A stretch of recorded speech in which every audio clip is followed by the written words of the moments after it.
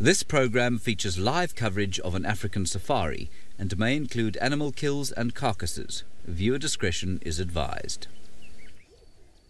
Afternoon and welcome to another sunset safari on SafariLive. Look at that gorgeous crocodile just well sitting in the water, but hopefully it's going to do something which I'll tell you about in a little bit, but it's not doing it just yet, so we'll wait. My name is Taylor McCurdy and on camera with me today is Archie, and we are in Kenya. We're in the Mara Triangle. Now if this is your first time watching SafariLive, congratulations on stumbling across one of the best live wildlife show. I hope you're ready to enjoy. You can ask us questions. You can chat to me and you can chat to everybody else who will be taking you on safari. Hashtag SafariLive or talk to us via the YouTube chat. Ooh, have a little look. Now, that big crocodile, there are quite a few of them here, is actually holding on to something, although it doesn't really look like it at the moment, but it has indeed got a wildebeest. You can just see it popping out of the water to the right every now and then. And there was a very small crossing here earlier. It wasn't a massive one like we've seen a bit further down south, but cul-de-sac crossing is my absolute favorite spot to see crocodiles, sorry, I should say. I should probably speak English on the show as well. Sorry, sometimes my words get away from me. I get too excited. And now for those of you that have been following or have been lucky enough to see crocodiles, well, I'll tell you a little bit more about that, and hopefully the crocodile will do what I was going to tell you. But anyways, off to James, who's watching an elephant drink some water. Good afternoon, everybody, and welcome to the Nest Cam section of this sunset safari. You can talk to us, of course, using the hashtag SafariLive on Twitter or the chat stream on YouTube, and we are watching two elephants drinking at the pan at Vuyatela. There they are, having a wonderful drink and, in fact, covering our lens with water, which is not entirely appropriate. But, of course, they do not care about photography. They care only for drinking and covering themselves in cooling water as we head towards a very hot afternoon, the zenith of a very hot afternoon here in the Western Kruger.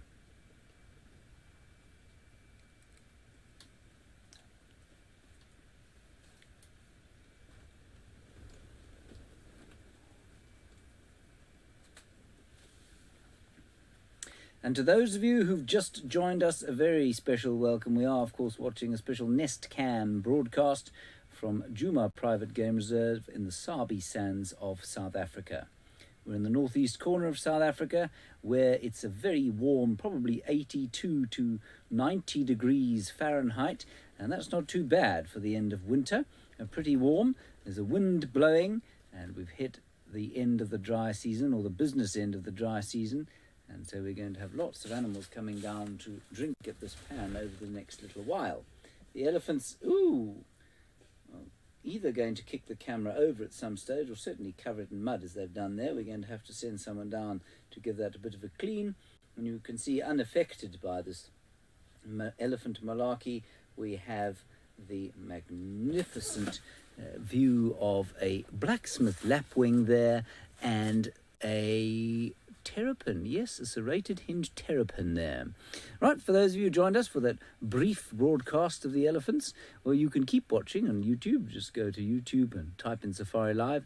You can join the rest of our broadcast from the Masai Mara in Kenya and, of course, the Sabi Sands here in South Africa.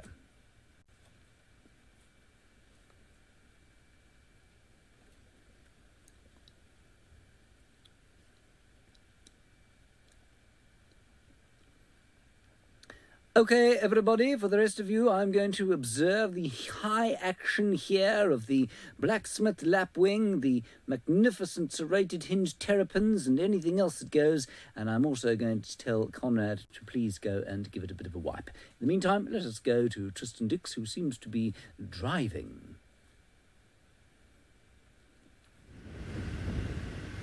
Well, James, sounds like you're having an action-packed afternoon on the Nest Cam, and please don't fall off your seat with excitement at the blacksmith lapwing and its business as it goes around the edge of the pan. But yes, good afternoon, everyone. As James mentioned, my name is Tristan. On camera, I've got Sebastian this afternoon, and I'm quite happy to be on the car with Sebastian. Sebastian, how long have we been not driven together? How long?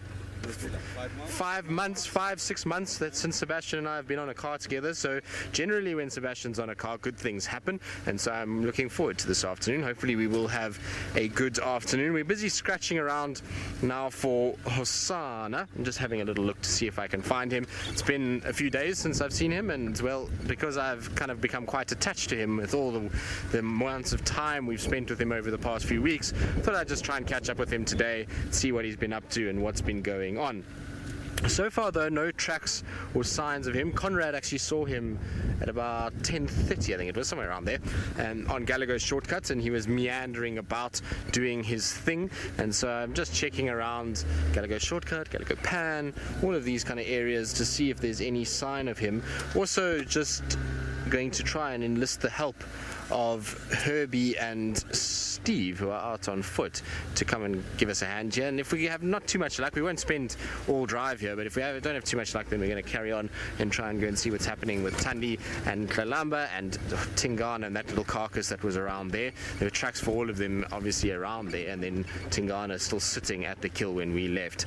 The update from the lions though this morning as well, lots of you will remember that I was tracking lions towards the end of the show, is that the lions crossed north into Buffelshoek, so they went straight to Buffelshoek Dam, and they were obviously lying there for a vast majority of the night last night, because there was literally just points where they had all been lying, and then northwards up into Buffelshoek itself. It looked like a male and a female, so whether it's or not it was the male from the Nkahuma Pride or if it was one of the Avoca boys, difficult to say, but it did look like a male and a female that were hanging around in that area. Now what we're doing is we're just taking a little two-track that runs from Gallagher Pan to the old hyena den, and this is an area where Hosanna's been spending a bit of time. If he's not at the pan, he likes to come into this section and move around, and so it's always a worthwhile place just to have a little bit of a look and just to see if he's hanging about. So that's kind of what the plan is for now, and then we'll just see how it plays out. But while we're talking about plans and while we kind of head off down this two-track, let's send you across to the very people that are going to help us in this quest to find Hosanna, Steve, and see what they're up to for the afternoon. Good afternoon, ladies and gentlemen. Well, we have just found Hosanna, so Tristan can come in and have a look. Didn't take us very long. The magician Herbie is out with us this afternoon, and we heard Squirrel's alarm calling. And can you make him out there, Ferg? He's just moving in the background. He's just in the long grass. He feels he's completely invisible. Feels like he's completely invisible at the moment, and we're not really looking at him. Only Fergus has got the camera that direction. We're all looking in a different direction.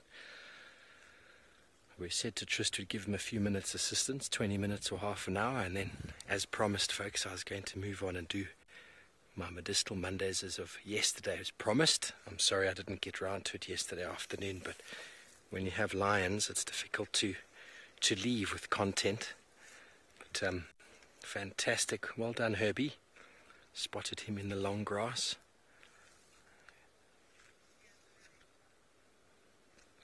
Okay, so we're not going to spend too much time. Yeah, we're probably going to move out soon. Tristan's on his way. I don't know how he's going to view him in there. Very, very difficult drainage line to get into.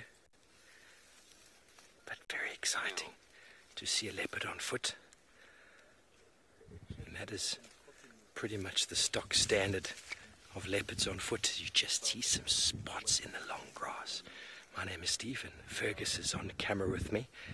And that over there is Hosanna. Okay, well, we're just going to move back a few meters.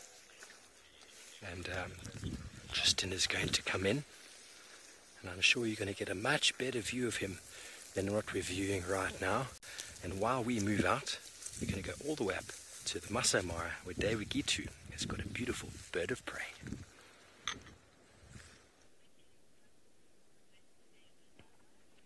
Hello everyone, and welcome to the Masai Mara one more time. Earlier you are with Taylor Makuri, and now you are with me. And to start with, we got some 2 eagles on top of that tortured tree. And it's very unusual to see these 2 eagles together. I don't remember the last time I saw these eagles together. I'll give all of you a bit of some homework and find out what eagles these 2 are. I've just given you one straight clue. They are eagles. But my question is, what eagles do you think they are?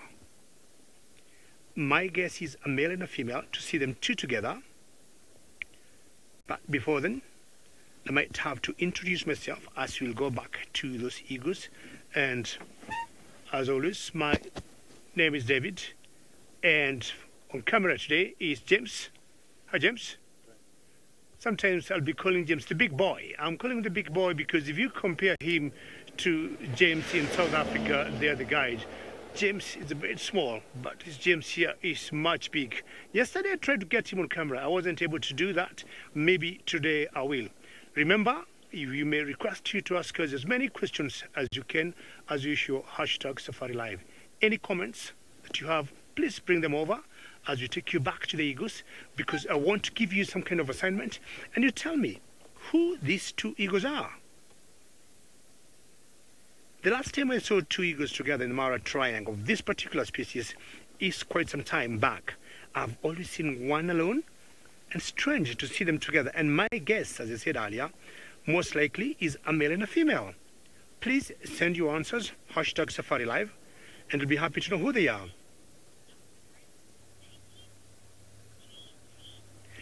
Gigi, very well done, very well done. You're correct, very well done. These are the black-chested snake eagle. Excellent, excellent. And I think you can hear me clapping for you all the way from the Mara Triangle in Kenya, in Africa. Very well done, very well done. They have all identification facts to show they are, well, eagles, snake eagles. You see how they'll always be patched up, more or less like that angle under the tree. Yellow eyes, hooked beak, and they don't have any feathers below the knees or coming down from the elbows below the knees. And true to the word, well done. There's a black-chested snake eagle, and we might be waiting to see if they might go look for some snake at one point or not. I'm not sure that's what they're looking at the moment, or they're just comparing notes, being a male and female together there. That have very, very rough feathers. Just look at the hooked beak. And that could be very sharp. Oops. Are you going to align your feathers? Very good. Some final control says that's very beautiful. Sometimes they will do that just to maintain their feathers. Normally they are always very well groomed, but I do not know where this one has been, and the feathers don't look very well maintained at the moment, and I'm sure they might be doing that later. Very difficult at this point to tell the male from the female. But what I can tell, they're very good in bringing snakes down. They've got wonderful vision. You can see the claws there. I'm sure James is trying to show you the claws on the tarsus there. See the yellow eyes. I don't know. Many people think snake eagles are not good looking. I love them. As much as they look a bit scary because of having yellow eyes. And if you look carefully, you can see the claws on that snake eagle there. And I do not think, I have not heard of any snake eagle eating reptiles, especially crocodiles. Crocodiles should be too big for them.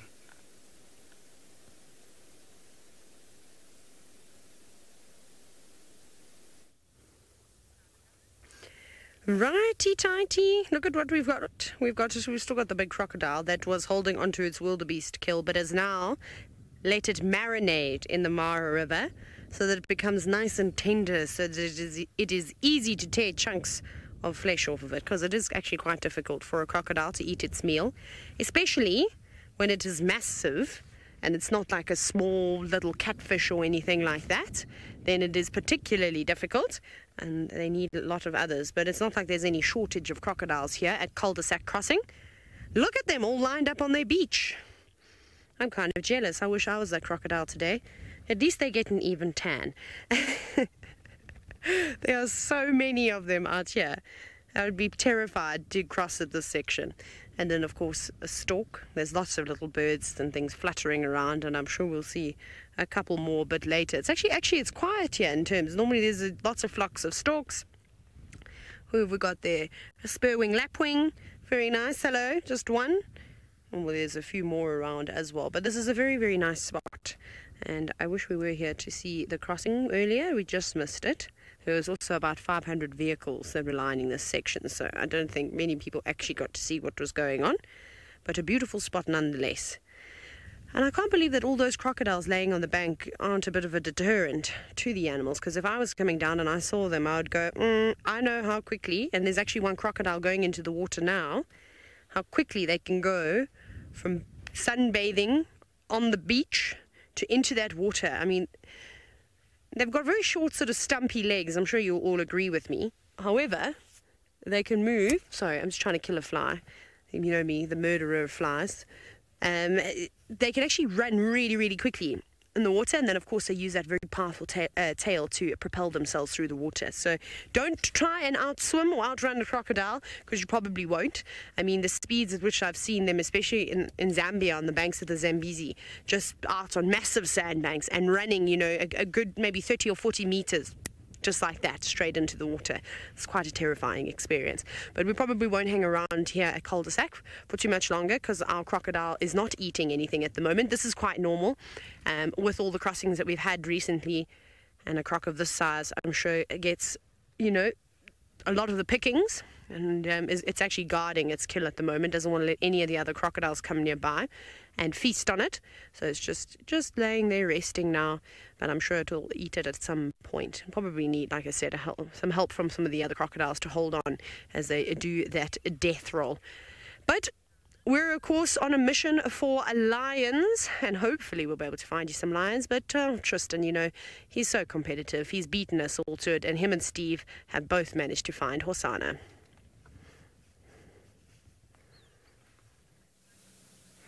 Well, I don't know if we're that competitive, Taylor. I feel like this afternoon was more Herbie and Steve than anybody else that found us on. I just was lucky to be out and close by and heard some squirrels alarm calling when I was standing at camp, and then Herbie went and obviously spotted us. How he spotted Hosana down in the drainage like this, I'm not quite sure. Quite easy when you've got a big long camera that is pointed at it and zoomed right in, but his spots really do blend in incredibly well in the drainage line. And if you come back and you see the view that we've got, not that easy to pick up those spots in amongst all of that vegetation. It really is very, very tricky. And so Herbie's pulled off another magician spot to be able to see that as he's been walking along. But Hosana seems to have found himself a really good spot. I mean, we say it's Hosana. I'm 99.9% sure it's him, given that he was spotted around this area this morning, that it is him. Of course, from what we've got there is not really much to go on, but it does look like him. You can see he's breathing very fast. It's because we've got a hot afternoon today. There's a bit of a berg wind that is blowing, so it's this hot wind and it feels quite warm, and so I'm sure he's just panting a little bit just to try and cool down and try and just get his body temperature a little bit lower. And so what I reckon Hosana is going to do this afternoon is I think he's going to lie in this drainage line like this. It's the perfect spot to just curl up and kind of take it very easy and rest and stretch out that paw. And then what he'll probably do is late in the afternoon, as that sun starts to set, I would imagine he'll start getting up and moving and heading either towards Galago Pan, where he can try and hunt any unsuspecting victim that comes down for water in the late afternoon, or back to his favorite spot on the Vuyatela Pan side, where he can then stalk and hunt as he would this side. So, you know, it's a gamble as to which one he's going to go to. He might go to both, actually, thinking about it. And we know that lately his route has been quite interesting. So following him the last few weeks and spending a rather large amount of time with Hosana in the early mornings, it's quite interesting to watch how he goes about things. So he walks from the dam, and he either goes one of two routes, or either goes over the dam wall and then into that block or from Vubu and walks around there and then pops back out around the northern side of the dam and then comes to the dam, or he goes straight north past all of the rooms up along that drainage line that flows into Gowrie Dam, and then he pops out into this area and goes northwards along the drainage line and then turns and comes back towards Galago Pan and then hangs around here and then crosses over towards Quarantine and back to the Pan that way. So he's got these kind of two routes that he's walking quite consistently at the moment. Just depends which one he takes, and he potters about while he's in the blocks. He doesn't walk on the roads very much. He looks around for all kinds of different things, and his hunting strategy at the moment is quite interesting. He doesn't really actively try and find things like impalas and then hunt them and dismiss everything else. If he's not at the pans and there's nothing coming to drink, he then walks quite a bit into all kinds of thickets, and he goes to every single bush, and he tries to then surprise scrub hares and disturb scrub hares, and as soon as they run out, he's hoping that in the panic they run towards him and he can grab them, so, or to find any little duikers that might be sleeping under those bushes. So that's his kind of strategy that he goes for at the moment. Whether or not it's going to pay dividends, it must do, because he must have learned that technique works, otherwise he wouldn't keep trying it. But I was watching him the other day, and I was very interested to see how he didn't walk with purpose until he spotted something in an antelope species. He literally walks to every single bush and tries to flush anything that might be underneath those bushes or around those bushes, and then he starts hunting. So it's a very different way of hunting than many of the other cats you find with Tingana. He doesn't quite do it like that. He just ambles along a pathway until such time as he spots something up ahead, and then he'll try and flank and figure out hunting, or he just tries to find Hosana or Tandi and just takes their few meals at this stage. Tingana's not done much hunting over the last few weeks. Well, not that we've seen anyway, so he's figured out a different strategy. But it's just an interesting way. I've not seen too many leopards do what Hosana does. Right, now Taylor says that we got out of the gates quite quickly and we managed to find Hosana, but well, it seems as though she's getting on the scoreboard, and while she hasn't found her lions, she's managed to find another beautiful big animal that James had a little bit earlier. We're still on the banks of the Mara River, that's for sure, except our crocodiles have now evolved into elephants. No, I'm just joking, that did not happen, but we've moved further upstream, where we're watching a small herd of elephants. Are you all going to cross the river? Because that would be fabulous. I would really enjoy that. Now, it was an interesting encounter we just had. So we've got Mom, obviously the big cow, that you can see. She's secreting from her temporal gland slightly. Not sure what's up with her. Maybe she's a little bit stressed, perhaps. Maybe she's hungry, although there's so much food here for them to eat in the Mara. And then she's got her two sub-adults with her too, her youngsters. You can see there's the really small one. Well, it's not even really small. How old are you? Probably been between a year or two. Maybe even a little bit older than that. And then the other one that's much bigger. And then the elephant on the left is a bull. But he doesn't look like a particularly big bull in terms of his size. We've seen some other really, really big bulls. Look at this. And he's very bossy. He keeps pushing this group of elephants that are trying to also eat the grass, that are growing in sort of the erosion there. Must be very tasty because they're all after it. And keeps pushing them around. I can't believe Mom is actually tolerating it and hasn't chased him, because the bull did chase the young calf at one point too. Oh, hang on, now we've got another elephant in the mix. This looks like an old cow. A very, very old cow. She doesn't really look too impressed, does she? Also secreting from her temporal glands, moving very slowly. Listen to those sounds. Must be the matriarch of the group, that old elephant. Just sort of keeping everybody in line. She's come to have a dust bath. She doesn't look very happy. None of the elephants have showed any that they're upset with us. They're all very relaxed, but of course you've got to keep an eye on them. This is a lovely sighting. We're very spoiled because we have it all to ourselves this afternoon. There's no one else here. Now, I'm just going to watch these elephants because I might have to reverse because that bull is now moving. And not that the elephants are going to be upset with us. I'm just going to move back slightly, sorry. The reason why I'm just going back just a little bit is that if that cow decides she's unhappy with that bull, I don't want her to take her frustrations out on us. So I'm just going to do that. There we go, giving them a little bit more room. Again, they approached me, but things can sort of turn pear-shaped quite quickly, so you've got to make sure you have enough space to get away. Now, Angie, yes, of course, that young elephant is at risk if it crosses the river.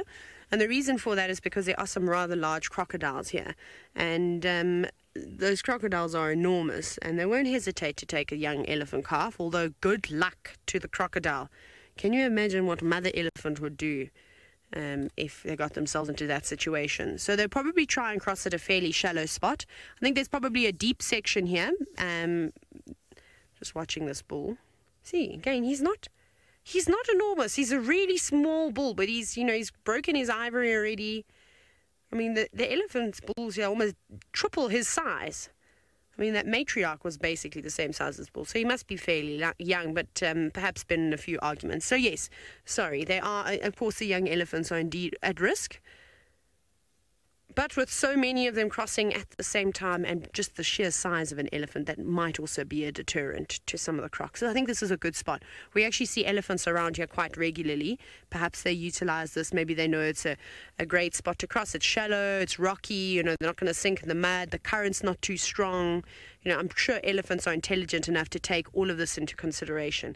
And if it's too deep, Mom will stick right next to the little one and sometimes even put a trunk underneath its belly just to help it. Almost like a little life jacket. What a beautiful scene.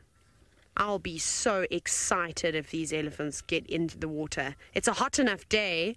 Oh, hang on, we've got the old shake now. They're getting excited. Matriarch has said, right, everybody, it's clear, you can come down now. It's like she got rid of that young bull that was being a bit of a nuisance. Oh, fantastic. And there's more elephants still coming. You can't see them right now, but there are quite a few around. I've probably just been feeding for most of the day.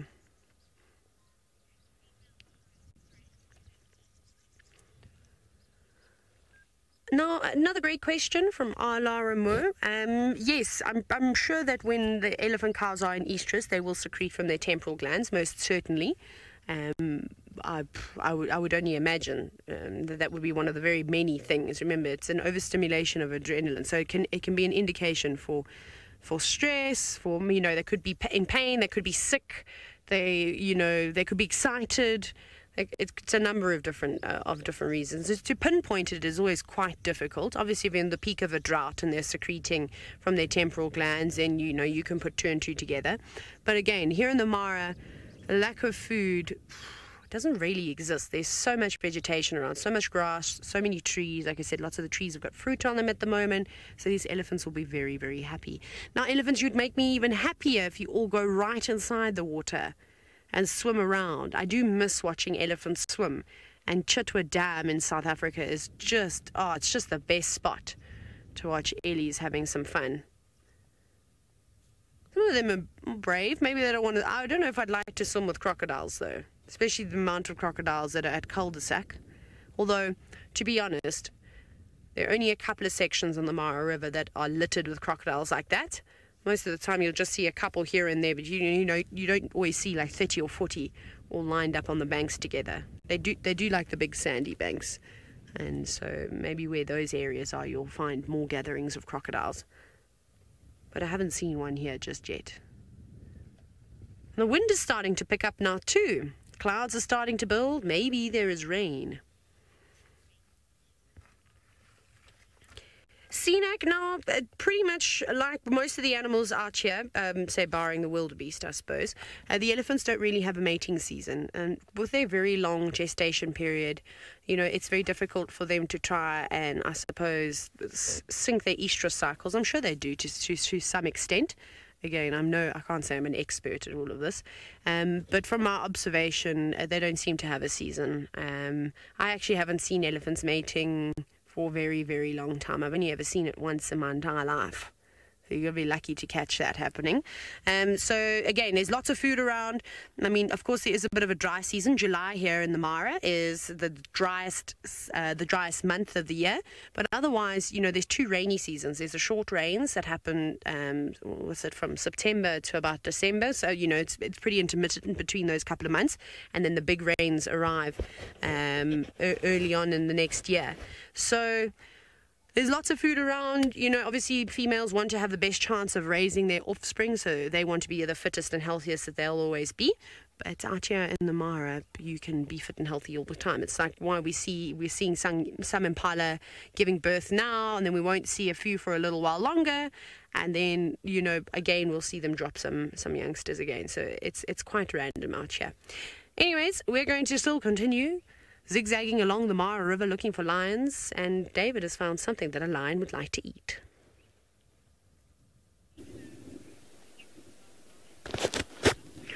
Good luck, Taylor, with the lions, and if you find them, just let them know. We got some big animals here they might want to hunt. before the migration actually gets here properly, I would say 100%. I would say 67%. The migration is coming so close to where we are. But before that happens, the lions will always depend on the big game like the buffaloes, like what we have here.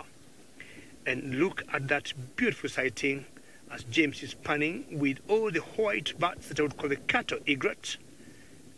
Isn't that amazing? This is what makes Africa very, very special.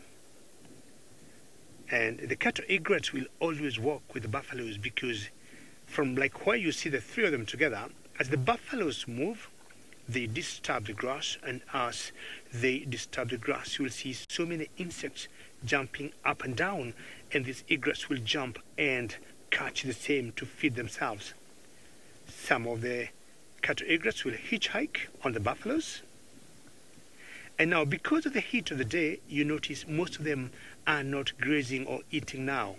If anything, maybe a few could be chewing cuds, as buffaloes are ruminants. But because of the heat of the day, they slow down and they keep together.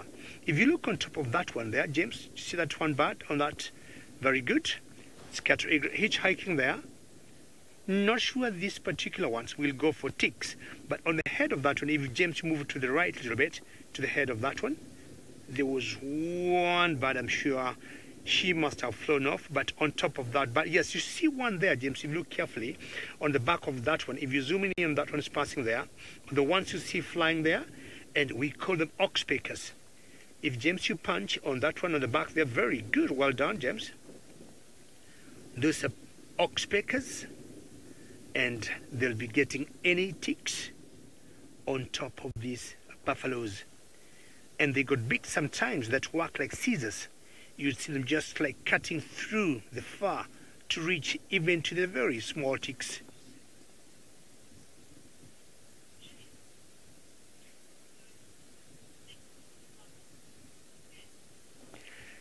Sorry, what did Jack ask about the buffaloes? Do they smell? What is the question, sorry?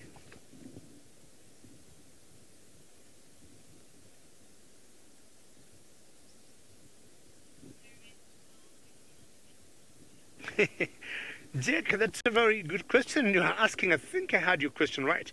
Do buffaloes smell like anything particular? Jack, I would say if buffaloes would smell, I would say they would smell like cows. They're not exactly in the same family. They could be related, but they're not totally in the same family, the cows. But if you have met, or I'm sure, Jack, back home, you have seen or smelled cows, or especially where cows have walked through, or where they have put in a particular area, buffaloes would ideally smell the same. So if buffaloes move out of here, and we drive here later on with James in our open car, I'll tell James, I can smell buffaloes. So Jack, here, just to answer your question, I would say buffaloes just smell sometimes just like cows. They have a few commonalities as much as they are not in the same lineage. You can see that one there is chewing cud. And depending on how much one had eaten, one is chewing cud, the other one is not. And you can tell the one chewing cud, to me, I would say it's a male. Look at the size of the horn. Look at the base especially compared to the one on the left. Males tend to have bigger horns and they're very heavy at the base. And I could say this one is pretty old boy. From how rough that base of horn looks, once in a while they keep flicking their ears, either because of the flies, and you can see the wind blowing what we would call the red oat grass. And buffaloes, as bulk eaters, sometimes you'll see them also feeding on this grass. And beautiful all-around escarpment in the background there. Well done, James. And this is what forms the Mara Triangle.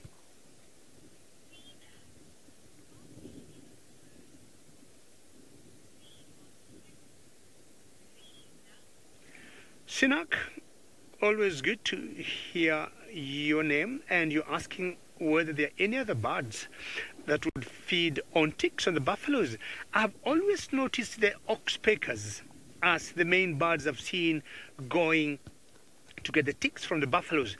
I would say they have the right equipment. Like that one that James is showing to show you Sinak. if I compare all the birds and look on their beaks, the oxpeckers to me have quite the equipment.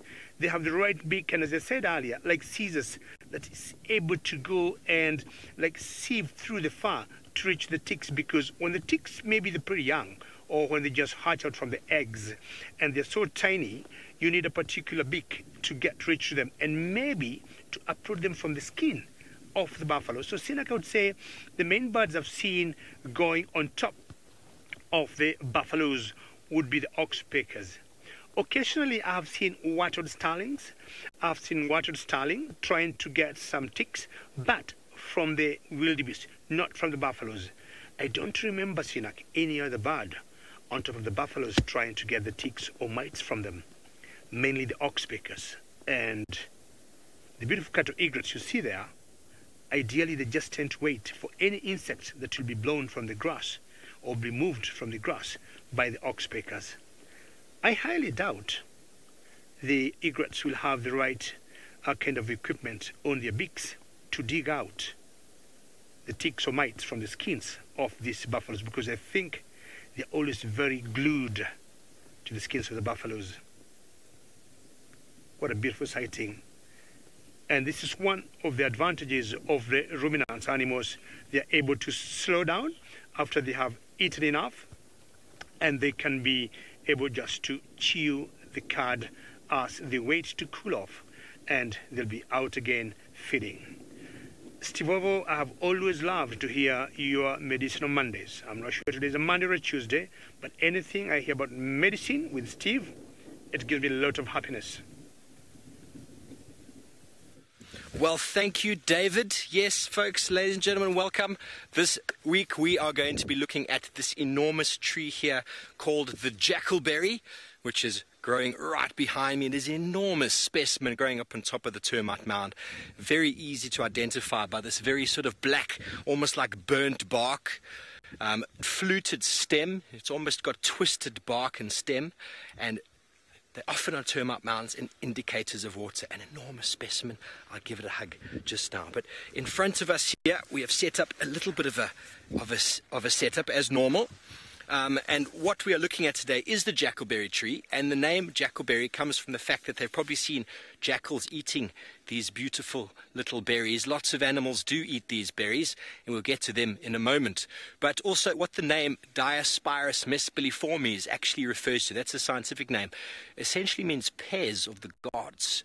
And these beautiful fruits over here are actually a very well-known traditional food, and you can actually dry them, preserve them, grind them down to make a powder, or flour, should I say, and then use it for normal cooking. You can also brew these into, or ferment these into a beer or a brandy. So very exciting stuff indeed, and a very good supplement for the local people. But before we get too carried away, I've got my kettle boiling. I've harvested some bark from the tree. I did this 2 days ago. I've been keeping it for a couple of weeks. It's nice and dry. And I'm going to make a decoction with that. And we know how the decoction works. We put 2 parts of water to 1 part, where is my cup gone? 1 part of product. So let me put all that in there. It's about a half a cup. We're not going to get the measures too well today. I'm going to put that in there. Very nice. Get that up again. Stir it around. We want to get the colors out. And we'll explain exactly what we're doing with that in a little moment. But the jackalberry itself has got a very nice hard wood. And I've got a little stick over here from some of the bark that I harvested. And the grain is very, very nice and very well used for furniture and even flooring. It can be between sort of a reddish brown and a dark ebony brown. And it's actually known as the ebony tree. It's not the best example here, but a friend of mine has got the most amazing walking stick made out of the ebony tree. It's completely black. Beautiful, beautiful piece of timber. He did break that one day though, but he is using it for other measures now. But anyway, what we've got also is a few leaves. I haven't harvested any roots today because, you don't want to harvest roots. They are unsustainable sometimes. So I've left the roots away. But what they talk about in this plant is that the tree itself has got lots of antibiotic properties. The leaves have got lots of tannin. The bark has got lots of tannin. So we could make tea out of the leaves. We could make decoction out of the bark, which I'm doing now. And we'll talk about exactly what that does in a little while. But what it's going to be making is an astringent. An astringent, and we taste tannin. If I take this leaf over here and I put it in my mouth and I eat it, that dry, bitter taste, that flowery taste that you get is the tannin. And actually many teas that we have, including red wine, has got tannin in it and is actually quite known as an astringent. So a glass of wine every day is actually not bad for you, and drinking lots of tea is also very good for you, because what astringents actually do is they help to sort of reduce the swelling that you might have inside of your throat. They open up capillaries, and they also help with healing, not only inside but on the outside. But we'll get to that shortly. I'm going to make a cup of tea as well with the leaves, and then we'll get some coloration out of all of this. As we know, it's always nice to see the colors. A little bit of tea, basically an infusion. You just throw water in with some leaves, let it steep for a number of minutes before serving. And I've chopped these leaves up. They were dried, and we're going to try and access the tannin out of there and see what color comes out of just a mild little steeping that you could do pretty much every day. But I was looking online at some of the astringents that can be made, and you can brew them for hours, 2 hours or so, and you can add even preservative to them so you can keep it for some time, and I'll explain exactly how they work. But let this boil over. It's boiling beautifully over there. Some nice colors coming around already. But we'll come right back to that. Anyway, let's go back over to Tristan, who is still with the little chief.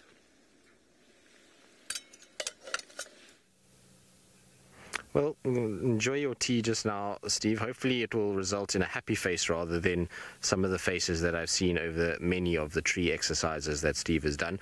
Often you see him just kind of wincing as he swallows down the various liquids, particularly the one from the cluster leaf. I remember Steve looking rather uncertain about the taste of that, and Herbie too. But as you can see, Hosanna is really not moving at all. He's still just a ball of spots in some long grass, heavily panting away, and really doesn't look like he's going to be up to too much just yet. So what I think we're probably going to do is we'll probably, just carry on this afternoon and try to see what else we can find in the meantime. I would imagine most of our leopards are going to be like this afternoon. It's still very warm, the sun is still quite high, and so I would imagine once it comes down a little bit, although his head's up now, which is quite good news. Let's see, are you going to move, boy? It looks like he might. He's just turning a little bit. There's a few francolins that have been shouting as well.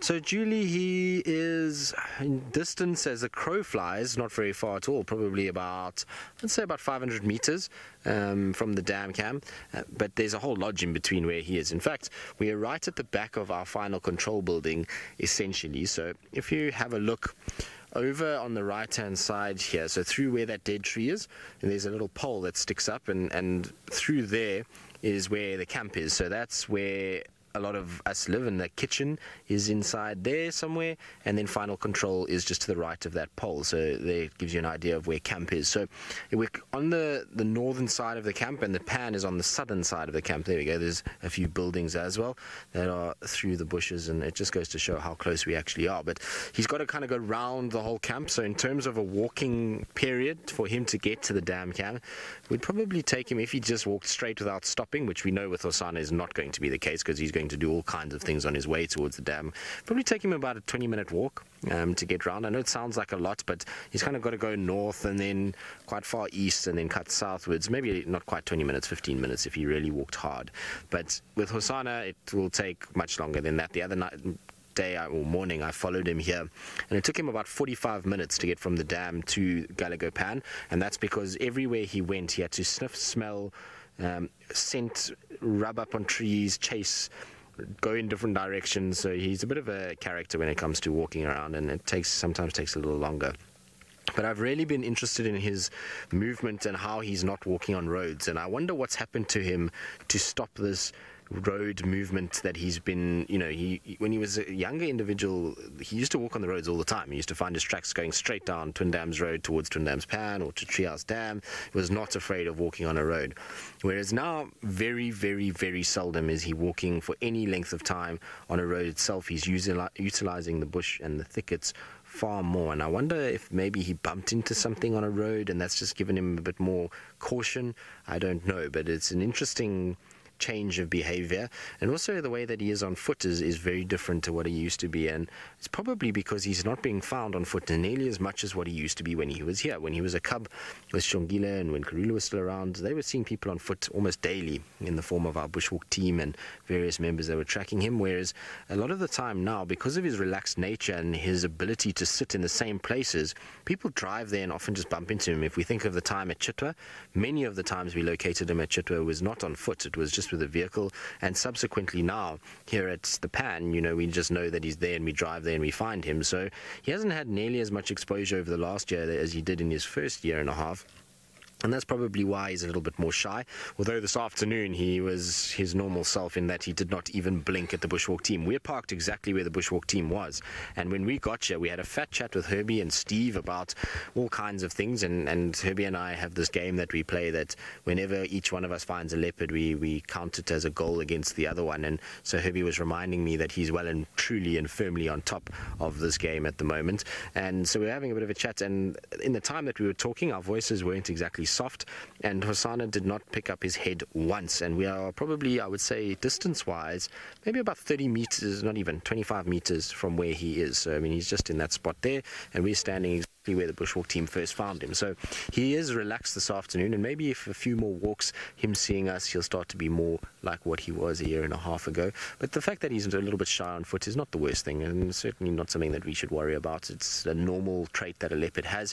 It was just very unique that Shongile and Hosanna were the way that they were on foot when they were a little bit younger. But I would imagine as life goes on, these things happen, and it's actually probably for the best that he's a little bit more kind of wary of what's going on around him and not as relaxed around people on foot, because it makes it safer for everybody around the camp. We do have a lot of kids that come to this camp, and so we don't want him to be too comfortable.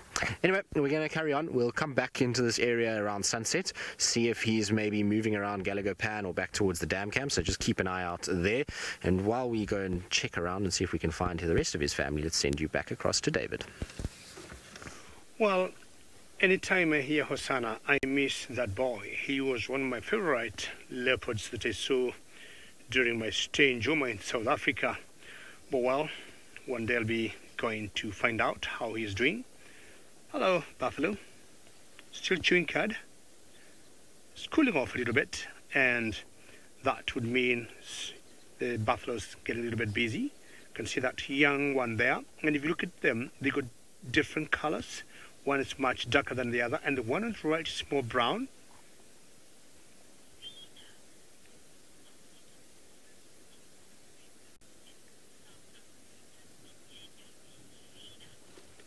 Sinak, wonderful to bring another question to me. And your question is the differences of the oxpeckers in Kenya and in South Africa. I would say no, they are all the same. The only thing is what I found out, Sinak, when I was in South Africa, I saw more of the red-billed oxpeckers than the yellow-billed oxpeckers. So in size, morphology, color, and behavior, I would say they were all the same.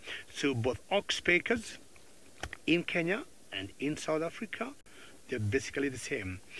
The only thing I would say, Sinak, I saw more of the red-billed oxpeckers on hippos than on the buffaloes.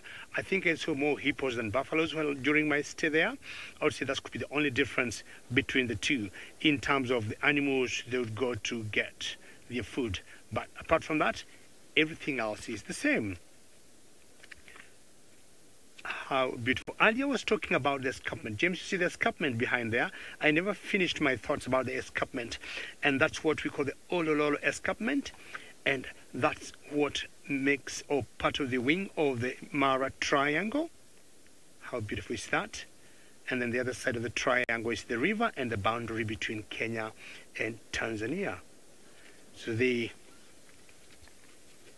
egrets are still there. What I want to do is to show Sinak the ox pickers I was talking about. Just give me 2 seconds and I'll get the ox pickers. And apart from them seeing them more on the hippos than on the buffaloes, they were all the same. Just give me 2 seconds. I got the ox pickers. Alrighty, ox pickers, here you are, very good. As you keep enjoying the egrets there. Okay, now here we are. Alright, James, when you get a second, James, if you come to me, I want to show Sinak something. And I'm sure we have all seen ox pickers before. So there we are, Sinak, I hope you're still with me. And you can see these are the ox pickers you're talking about. There, number 8 there, that's the red billed.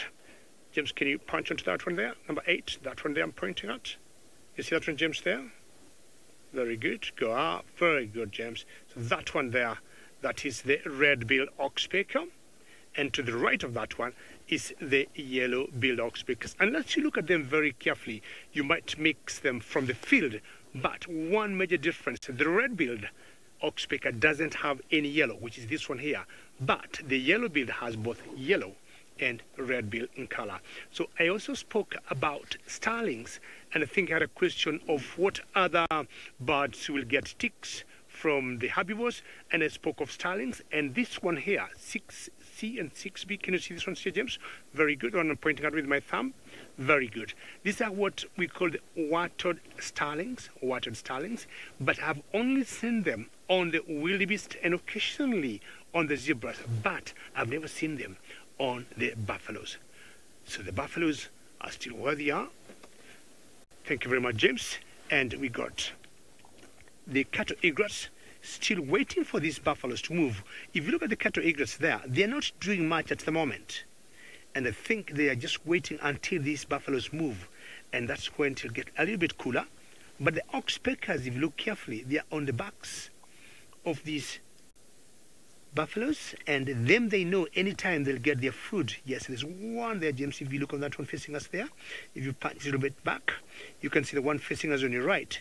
There's an oxpeck on top. Fantastic. So these cattle egrets might wait a little bit longer until these buffaloes move, and once they start moving, they start disturbing the grass, and they have a lot to eat. And talking of a lot to eat, maybe now let's talk about having a cup of tea. Cup of tea indeed, David. Thank you very much. Well, I've turned this right up. I'm going to turn it right down. The decoction is going to end now. Otherwise, I'm going to burn myself when I try to drink it. So let's just take the lid off there, try and let that get some air. But looking just at the tree for a moment, here is a very classic sort of shape of the jackalberry. You can see that those very long lanceolate leaves are very green. There's no hair on them at all, and this is a classic example of them with the fruit.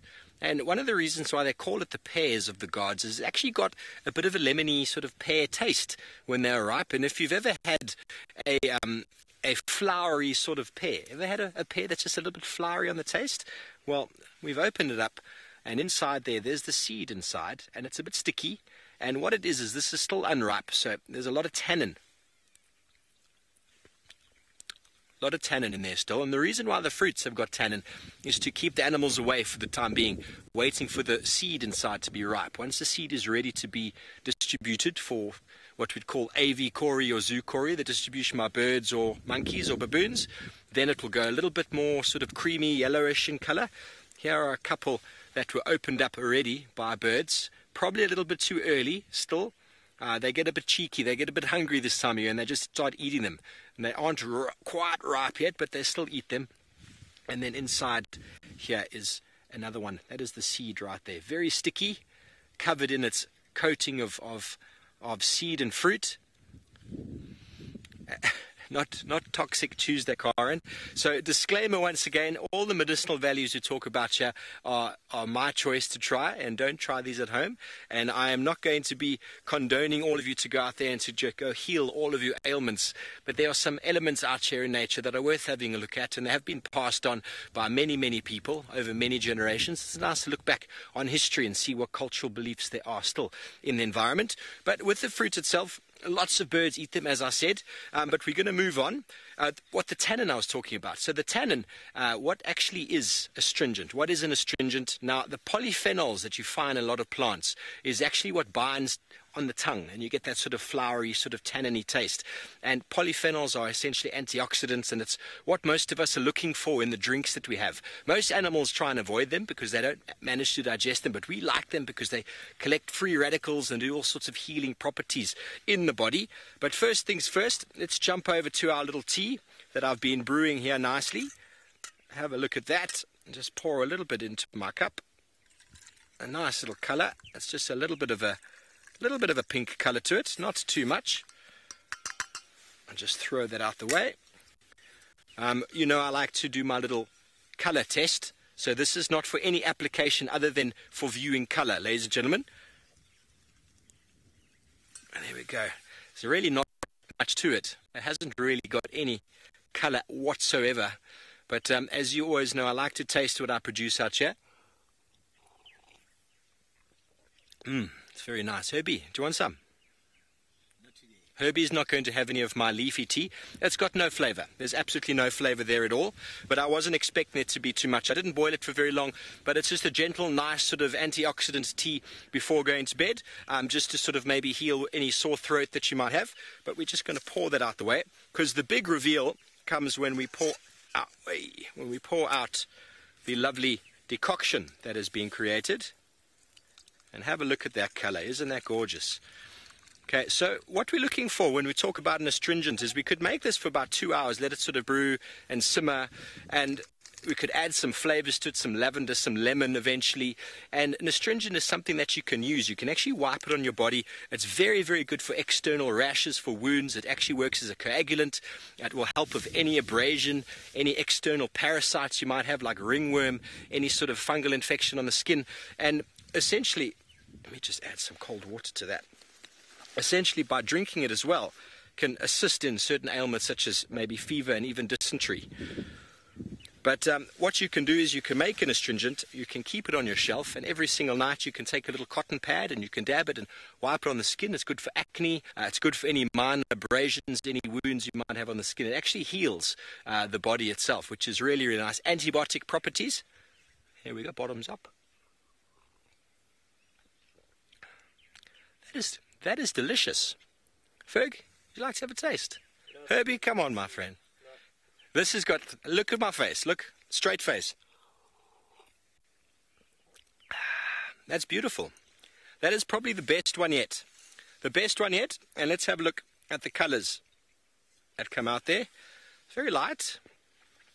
But with astringent, you can add all sorts of flavors and things that you want, even something to preserve it for a while, keep it on a shelf, like I said, and use it whenever you need to sort of do.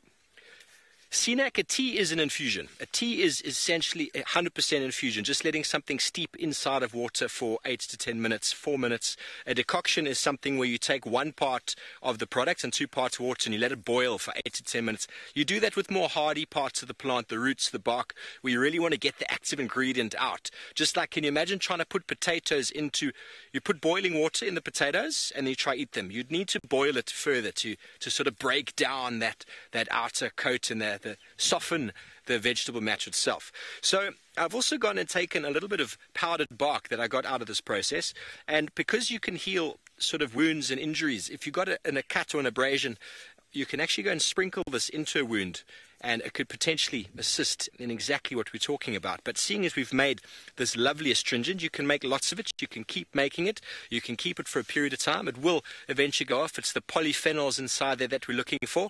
They are what aid in the repair of the skin and sort of the contraction of the tissues, the cell tissues. So it happens in your mouth as well when you taste it, and you get this like sort of feeling. So when it goes into the nerve vessels, it just sort of contracts them and heals them, and at the same time, antibiotic. Well, I'm going to have another sip of my tea. No one wants to join me. I hope you've enjoyed this week's Medicinal Mondays on a Tuesday. And we are going to pack up here, get ready for another walk, and let's go back over to Tristan, who appears to be driving this time.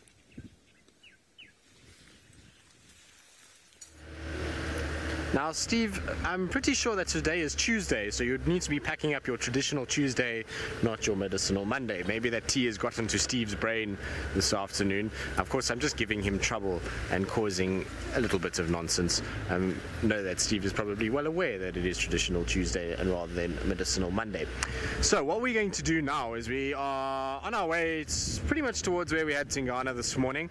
I'm going to just double check where he's gone. I'm going to go first to Buffelshoek Dam before I go actually no, wait, we'll go straight to where he was first. If he's not there, then I'm pretty sure Buffelshoek Dam is where he might be. He might have gone there for a drink, and Thandi and Klalamba as well. If they had a good feed, which I imagine that they did, given how little was left of that carcass, that potentially they might actually be in that area. Now I'm just trying to check, was this where I went off road? Yes, it was where I went off road this morning. So different in the morning as it is in the night. You know, we went into the sighting during the course of the evening and it was still very, very dark.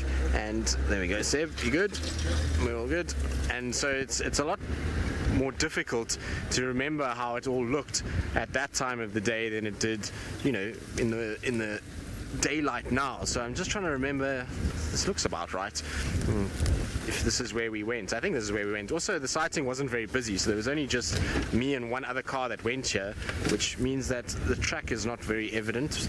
Just remember that we went off somewhere in that general vicinity, so just got to work out roughly which way to go. I think we cut a little bit further to our east. Siahina Road is not far from here, so I'll cut east. It's actually a lot friendlier coming from this direction than it is going from the other way. The other way is quite thick this morning. We struggled for a while to actually get into that sighting, whereas this direction is going to be much, much easier to be able to follow and get through to where he was. But when we left him, he had come down nicely towards this branch where it was quite close to the sort of ground level, but he had gotten onto a much thicker branch and was far happier and sprawled out than he was when we first found him, kind of trying to balance on that horrible little branch. Now, it doesn't look like he's here anymore. It looks like he's moved off, so let's just double check in all these thickets quickly before we go anywhere. So it was the tree that's just on our left hand side over here, which should fairly easy to just check around. There's no sign of any more meat up there, so he's finished what look just there on the left hand side, Seb. So he was just on that fallen over knobthorn that was over there, so it was tucked up. Yeah, that's where it was. So Seb's very shocked because Seb was on the drone this morning and he thought he was in a much bigger tree than what he's actually in. You can see that there's this kind of fallen over tree and the meat was in the top left corner of that tree hanging from the thorns, and Tingana was on the bottom, but no sign of him now. I didn't expect him to be here. There really wasn't that much left, and given the size of Tingana, he was definitely going to eat everything. But it's now whether he lay here or he decided to go and walk for water. If he went for water, the closest point is Buffelshoek Dam. So I just want to do a little loop quickly towards that tree, just double check if there isn't a sign of him lying somewhere in the shade, and if there isn't, then Buffelshoek Dam is where we're going to go. He might have also have followed Thandi and Klalamba because they moved away from this kill. Fresh tracks of them moving out of here, so it's very possible that he went following them after he finished his meal. Now, while I just have a little scratch around and see if he is somewhere in this vicinity and somewhere around one of the shady spots, let's send you across to Taylor McCurdy, who's had, well, a successful afternoon and has found her tawny cats. Down there. I have to do the back stretch, but it's actually quite nice because I get to click my back in the process. Hello, lion. Now, it's just one lion. I cannot see any more lions. I don't know where they are or what they're doing. That sound is not the sound of a lion growling. It is the sound of a very big truck, a very big one that has got lots of people in that big truck. And yes, this lion is watching some things. We just parked at a very awkward angle, so I can't really. It's going to be very difficult for Archie to kind of pan across and show you exactly what is going on. But I thought we were going to come across a rather large pride of lions, but that does not seem to be the case. Now, guess what? I learnt a new name. Was it yesterday, Archie? It was yesterday, hey? So, you know the Mara River Pride? I'm whispering now because I'm actually going to sit in the car because this is very awkward, sorry. Everybody's listening to me and I get stage fright sometimes. Anyways, what I was going to tell you is that, there's a pride of lions that lives on the edge of the Mara River in the corner of this sort of marshy section in the northeastern sort of corner of the triangle. Now, I've heard a variety of different names. One of the names, of course, is the Mara River Pride, but I learned a new name yesterday. Not Caipirinha, not Carbonara, but Cabarini. Archie gave me a thumbs up. So they also are known as the Cabarini Pride. I don't know if this lioness is part of that pride because there are about 5 lionesses, and I forget how many youngsters, maybe 8 or so. Cubs, the last time I saw them, half of them had already disappeared, so I couldn't do a total count, but I definitely saw all 5 lionesses that one afternoon. That was a little while ago. And then, of course, this is the marsh that I was talking about, which is filled with elephants and egrets and sometimes other animals too. But they could be around. They move around in this area quite a bit. But it's very cool. Nice to see a lion again. But unfortunately, we're in a non-off-roading area. Everyone's trying to view from a distance. But she doesn't look like she's going to get up and hunt or do anything along those lines. She's kind of just resting up at the moment. The clouds have come over, which is quite nice. I'm sure that she's quite happy about that. But she is looking. There's one zebra all by itself, which you won't be able to see because of just the way we've parked. It's a bit difficult. Or maybe, I don't know. Archie looks like he's going for it. Archie is now shooting blind, everybody. Are you on it? I'm trying to look. Where's the zebra gone? Can you spot the zebra? We're playing a game of Where's Wally. Those are birds. We've got herons. Where's the zebra from the birds? We're almost there. There we go. There's the zebra. So now basically Archie cannot see what he's shooting at the moment.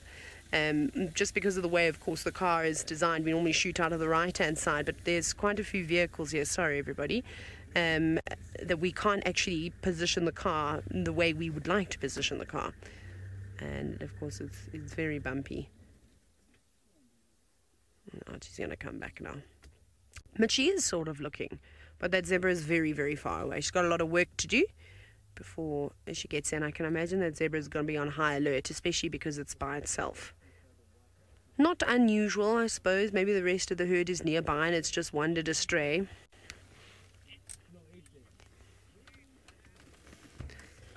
Yes, Sinak, you're quite correct. It is very green. That's what I was saying earlier with the elephants, is that there isn't really any shortage of food for the herbivores, as you so put it.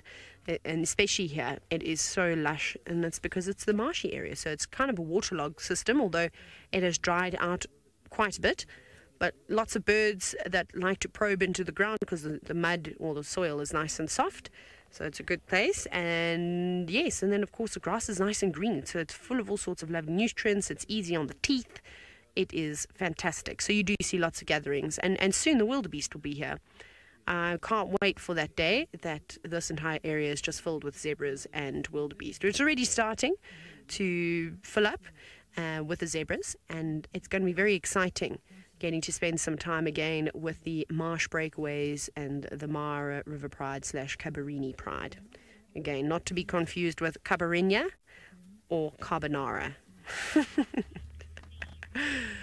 Wonderful, but I think we're probably going to move off from here now. There's a lot of people gathering, so we'll go see if we can find some more lions, maybe the rest of the pride, or if we go to Steve and let's see if he's got any more medicinal facts.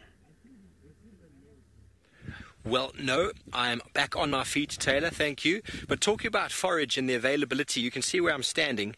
There's no grass in the immediate area. Voitella Pan is just over there. Gallagher Pan is just over there. And this area is pretty sparse when it comes to vegetation and grazing. And that is invariably what happens close to a watering point. But here we've got, and I know we talk about this a lot, there's a fallen knobthorn. It's been pushed over. It's still alive. Still got some green leaves, and look at this vegetation that is accumulating in this sort of drainage depression over here. I think it's quite amazing actually, and that is an enormous amount of habitat and sort of hiding place for scrub hares, for ground nesting birds. This grass species here is one of the Setaria species. That's not the most palatable of grasses. It's about average, but you can see it produces a lot of foliage. So if it did burn, it would make an enormous amount of fire. But it has just fallen in this little patch. There's sort of a drainage culvert coming down here. The water's sort of falling down, gravity fed down towards the dam, and there's a couple of spots on the way here. So these are very, very important hiding holes and hiding spots on the way to watering points. The damage has been created. The branch is pushed over, as always, by elephants. And this is exactly how you're able to get lots and lots of organisms living in and around the watering points. Because without this, the diversity just goes straight down. Well, anyway, this morning when we went out on the drone, we found some hyena, and they took us directly to Tingana. And it seems like Tristan has found one of the first ones.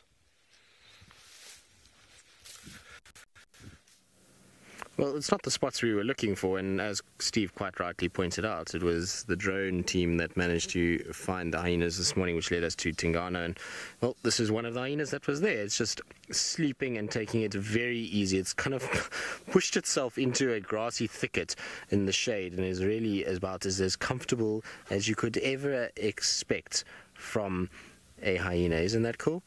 It's very sleepy, though. I'm not surprised. I think all the animals are enjoying a warm afternoon after a few days of cold, cloudy weather.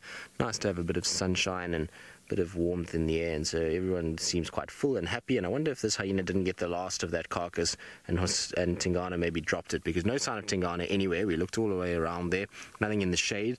So I'm slowly on my way towards Buffels Hook at the moment in the hope that I might be able to find him lying up there having a bit of a rest after having a drink. That's the plan anyway. Whether or not it comes into fruition is anyone's guess. He might be lying somewhere in these thickets. It's so dense in here and such long grass that it is actually very difficult to see anything. And even this hyena we only spotted it when we got a little gap. If you look to the left of it, that's how long the grass is and how thick it is. If you look from that side, you cannot see that hyena at all. It's only as you come round and there's a little gap that you're able to spot it. And where it's lying at the moment is right where these lions walked yesterday or last night. They walked straight through here on a game path. I wonder if they maybe even didn't lie in this section, and that's why the grass is a little bit flatter around there. But that hyena looks very, very content with life, doesn't it? It's taken a page out of Hosanna's book, or Hosanna took a page out of its book, one of the two, but they're very restful and very relaxed. It's the only hyena that I can find. I didn't see any others around, so I don't know where the other three went from this morning. They're probably also sitting somewhere in this area, just having a bit of a rest and taking it very easy. Nice to see, though. It's been so nice having all the hyenas back. It's really provided a lot in terms of lots of interactivity with our leopards. We've seen a lot more of our hyenas over the past 3 weeks than I think we've probably seen in about a year. It's been very, very pleasant seeing all of these little spotty animals moving about. They're such fascinating creatures, and obviously have such a bad reputation that they're given due to many reasons, and a lot of it's very much unfounded and really not deserved at all. And so it's been very pleasant having them around and kind of watching them go about their business. Oh, it's a bit of a yawn there, and see what they do. And I'm really hoping that at some point we do find the den and find a place where they are having their young ones, because it'll be so nice to have a den again. So, Mrs. Lapwing, we don't know. I mean, we've looked and looked and looked, and we've followed and we've tried and we've searched with the drone. Every morning we're out an hour before we kind of go live to all of you, looking around, and as yet we can't find a drone, a den. And I would imagine if we had the drone up and there was a den that was active and that they were constantly in the same place, we would have found them every single day lying in those areas or moving about those areas or going back to those areas, and we haven't seen that pattern develop just yet. So I don't think there's a den that is currently on Djuma. It's not to say that they might just be denning just on the fringes at the moment in maybe Torchwood or even south, because a lot of the movement that we're seeing from these hyenas is south and into Little Gowrie, so it could be there. I have a funny feeling. The other day we saw Corky and Pretty, and both of them had swollen teats and looked as though they had suckle marks, but on second thought and just watching and looking at the footage again, I have a funny feeling that maybe both are still pregnant and they actually haven't given birth just yet. And so the teats that we're seeing are swollen and the nipples are big, but they actually haven't suckled the little ones just yet, and so maybe they're still looking for a den, and that's why we're seeing quite erratic behavior and them investigating certain areas and lots of scent marking as they prep to have little ones. So it's difficult to say, though. I mean, it's always a guess, particularly when hyenas are massively full, because their stomachs just get so swollen that it's difficult to actually know if it's food or little ones. But the teats for Pretty and Corky are definitely very swollen, and so either if they haven't had little ones, they're expecting soon, which will be very interesting. So it would be so nice to have a den again. I would thoroughly enjoy that. It's always can be such a savior on a quiet day just to go and spend time with hyenas. And as we've seen with Jamie and the North Clan up in the Mara, it is just an absolutely fascinating dynamic getting to know hyena clans and what goes on at den sites. And, well, a little baby hyena is super, super cute. Now, I believe a lot of you are quite excited with the prospects of cubs or a den. I think you all are. I mean, I think of Ralph, and I know he's now gone, but it would have been so nice if it had appeared just before he left, because he, like Jamie, he was a hyena, you know, he was crazy about hyenas and really wanted to try and find the den and spent a lot of time for it. So hopefully we will. I mean, it's always such a pleasure to spend time around little hyenas, and like I say, they are very cute little animals, and the nice thing about a den, and it's what I always used to say when I was guiding and had many different guests, is that a hyena den has an ability to completely turn somebody around on how they feel about hyenas. Often when you see adults like this, people will be, they're ugly, they're this, they're that, and I personally don't find them ugly at all. I actually think that they're quite cool looking animals, but people have these preconceived notions about them, and once they go to a den and they see these interactions of the females and the males and the little cubs running around and how cute the cubs can be, often people do a complete 180 about their opinion with hyenas. And so dens are vitally important to get people to, you know, realize that hyenas are not these bloodthirsty, thieving, horrible animals that just chase everybody around and kill things and maim things. They're actually very complicated, intelligent animals that are highly efficient at looking after their family and caring for their young. So it's important to have dens around. Like I say, it's very good to educate people with dens, and particularly because we do a lot of, you know, school drives and those kind of things. Very good for young kids to learn about hyenas. Anyway, let's get towards Buffelshoek Dam. Let's see if maybe Tingana's popped in there for a drink. While we do that, let's send you back across to Steve, who, well, is back on foot now, and I wonder what his plans are for the rest of the afternoon.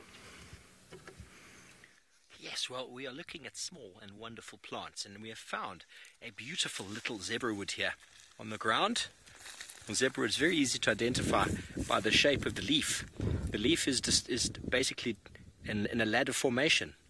Each of the leaflets come up in a ladder, and the branches are the same. And if I look just over here, there's another one there. And we walked along this little line over here, and there was another one. And the indication, which is quite amazing, that Herbie just pointed out to me, is that there's actually a stump here of a zebrawood. There's a stump running directly probably from this root, and that's the suckers coming out over there. So this tree itself looks to be dead. Those branches, hard to tell. But they do succumb to drought, they do succumb to elephants, they do succumb to fire. And the tree itself isn't looking in great condition. Beautiful, beautiful wood, the zebrawood. But this will stand for a long time. But I find it amazing that those little babies that we see coming out there are actually just suckers from the root, because the tree has still got its roots under the ground. It's still protected from fire underground, keeping it all there. This is a marvelous specimen. You don't find them much bigger than this anymore, alive. I haven't ever seen one bigger than probably about my knee, probably about that high. It's probably the tallest zebrawood I've seen alive. And I'm not going to do anything with this one, but it makes a beautiful, beautiful wood. If I cut into it, it makes a beautiful black sort of line inside. And Angie was wondering, medicinally, or from plants such as, are there any that make a nice dye? And yes, the false marula I actually did quite a few weeks ago. Makes a very nice purple dye. I even dyed my socks. They turned out quite well. Maybe I'll wear them one day and show you. Marula bark also has got a bit of a pinkish sort of colour to it. And then I can't think right now. I haven't quite got there yet, but that is what I've seen so far with regards to dye. But I'm sure there are lots and lots and lots of other plants out here that do have the ability to create dye. I don't know about the zebrawood. I've never actually found too many live ones to ever get that far. I know that the wood is very, very hard, and it was used for Stone Age tools, for very sharp implements before the advent of iron and steel. But very interesting. How's this little spider web here? Fergie? It's a beautiful little spider here. Hello, Justin. You want to know about, are there any plants that only grow in and around Djuma? Well, I don't think there's any endemic plants in Djuma. I think in Djuma it essentially falls into one of the many habitat types of the lowveld, and there's a lot of trees in this area that occur all over the place. I'm trying to think if there's a specific rare plant here. I can't think of. I've found some sneezewoods, which I've only found in another couple other places before. I haven't seen it in too many places in my life, but I wouldn't say that this area, Djuma itself, is known for rarity. When it comes to rare plants that are on the decline, normally the further up a river catchment you go and up into the mountains, the further up you go, that's where you start finding those species that are kind of disappearing because they're losing sort of connectivity with others of their same kind. But out here, it's very flat, very open, and lots of connection. But marvelous how this beautiful little spider, I have no idea what species he is, has found a little hole just here in the gap of the zebrawood. I think he's maybe a little bit annoyed with the wind. The wind is blowing him all over the place, probably causing him to rebuild that web. Well, he's holding on strong. There's not too many insects out here at the moment. Not as many as you might find all the way up in the Masai Mara after all the rains that they've had. So I'm sure the spiders up there are making a lot more of a show of themselves. But let's go back up to David, who is driving around. Very good. And how interesting any time I hear about Steve's thing with all the infusion and the stuff he makes. And we got some news that there's some lions somewhere ahead of us here, and I want to find out if they're there, one, two, what they could be doing. And not far from where we are, I'll guess another 3, 4, 5 minutes, this particular area we got a pride that's called the Angama Pride, and it's always roaming around this area. I'm not sure the name has changed from Angama to the Olololo, and it's always roaming around this area. I think it's the Olololo Pride, and there were 9 of them together in the morning, and they have split into 2 groups of 6 and 3. So 6 are way out to the right where we can't see them now, but I've been told the other 3 could be lying under a gardenia tree. That's my destination now, and we find out if they're there. And I was also told early this morning they had some wonderful breakfast. They brought down a baby giraffe. I do not know that anybody saw that particular sighting, but I was told they ate a poor giraffe baby. So wow, sad, but again, that's how it goes out here in the bush. That's the food chain, and sometimes we say someone have to die for someone else to live. It's very sad when you think of a baby giraffe, unlike another giraffe, but is what it is. Maybe it was an easier target for them than going for the mother. I do not know where the mother was, and I remember when I was in South Africa a couple of months ago, we had a bit of a debate on James Henry saying that the Egyptian geese are not very good mothers, and I tended to agree with him. But when I look at big animals myself, I think of all the big animals that I know, the most careless mothers are the giraffe mothers.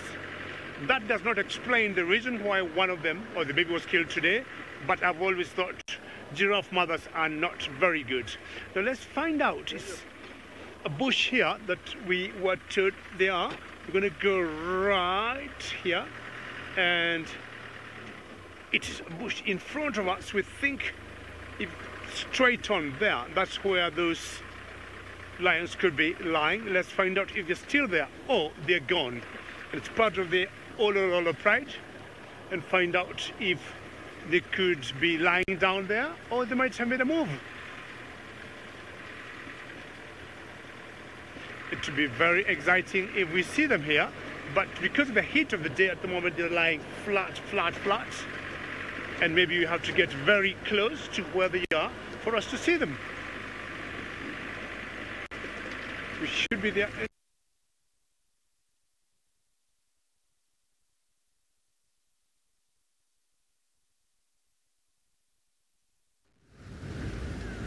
Well, unfortunately, it sounds like David's got a few gremlins up in the Mara, which is, I suppose, par for the course. It does happen at times, and so we'll try and beat them with brooms and get rid of them as quick as we can so that we can get that all sorted out. But we went past Buffelshoek Dam, no sign of Tingana there, which is, well, kind of a spanner in the works, because I was hoping that he would be there, but there's no sign of him. He could just be resting anywhere, really. There's so many thickets. We could also make an appearance at the dam cam this afternoon. I suppose it is quite warm, and with a full belly, maybe he's decided sleep is better than walking about, and will only start to walk as it cools down. It is starting to cool down quite a bit now. The wind is also slowly but surely just settling a little bit, and as that wind settles, I'm pretty sure we're going to see our cats getting up and moving as the sun is setting. So we're going to do a couple more loops around. I want to check for any sign of Thandi and Kalamba while I'm up here, just make sure that they haven't been walking about, and then from there back to Hosana if we have no luck with any of them. So that's the kind of plan. Lots going on. I suppose it's nice when you've got the ability to go and look for 4 different leopards. It's not really the worst situation to be in, and so I'm quite happy with having all of them around, and hopefully we'll be able to find Thandi and Kalamba. I'm sure that they are doing much like Hosana and Tingana and just having a bit of a rest, sleeping off a good meal. I hope that it was a good meal and that they actually got something out of it. I suspect that they did, given how little was left.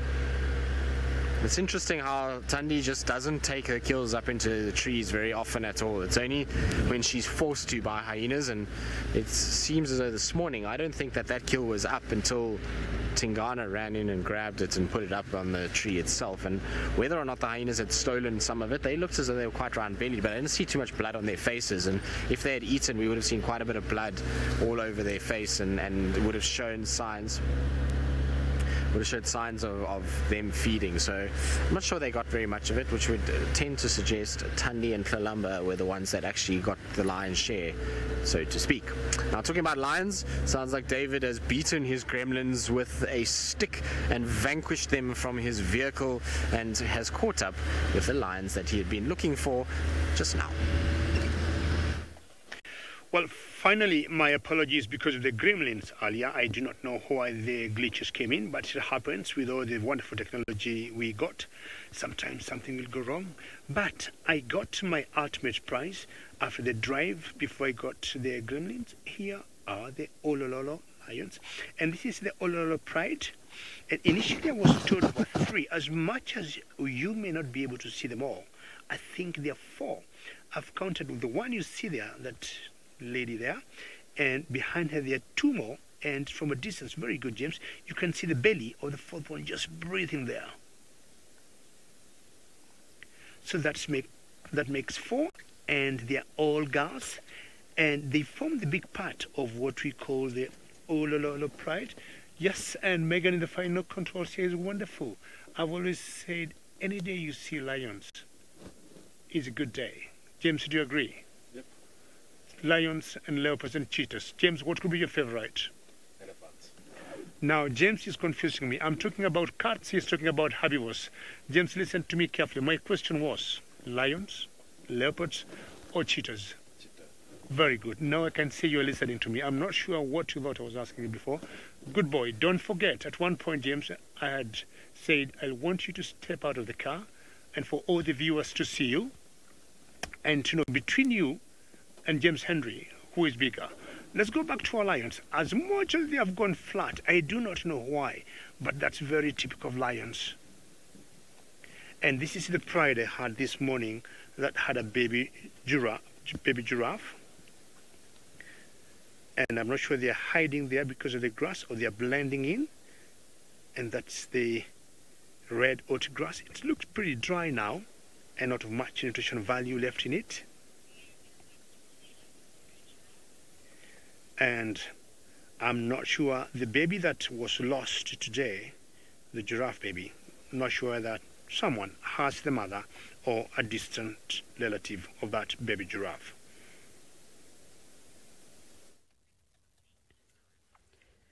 Well, we don't have a baby giraffe here. We have actually got, by the looks of it, 2 male giraffe. The one on the right is a teenager and the one on the left is, I don't know, quite young. And this is an interesting standoff that we've got going on at the moment. And of course, elephants walking behind them. I mean, just because it's Kenya and it's the Mara, and this is the kind of wildlife you get to see. It's epic. So, typically, 2 fully grown male giraffe would be performing this little dance. They neck one another in order to compete for females. And I don't know what that young one is thinking. I mean, the older one has to kind of bend its knees if it wants to try and neck the other. It's just sort of going, come on, leave me alone now. Enough is enough. Yes. Be nice to one another. Nope. Very tolerant, eh? Look at that. Repeatedly just allowing that youngster to, well, I suppose not really slamming his ossicones into him. But it's quite funny. It's an interesting sort of match that we've got going on over here. The elephants are not even stopping to watch. I would, if I was a little elephant, I'd be enthralled by everything that was going on. But I've never seen this before. I've never seen such a young giraffe attempt to neck. Very unusual. Carla, everything about the Mara is absolutely beautiful. So yes, you're correct in saying it's a beautiful scene. And this is, again, I've never seen this before. I wonder if James or Tristan or Steve or Sydney, I wonder if any of them or David have ever seen, 2 giraffe of completely different ages necking one another. And again, this is not serious. This is just sparring. This is all for practice, all for show. So that maybe the youngster's going, well, I want to be the best giraffe in the whole wide world. I'm going to practice now. Maybe that's what's happening. And it's like the older ones teaching it, like, no, it's not all about necking. There are some dance moves. You've got to move your feet. It's like boxing. You don't want to keep your feet glued to the ground. You've got to keep moving. That's quite cool. This is awesome. And now I think the older one's just gone actually make for quite a nice scratching post.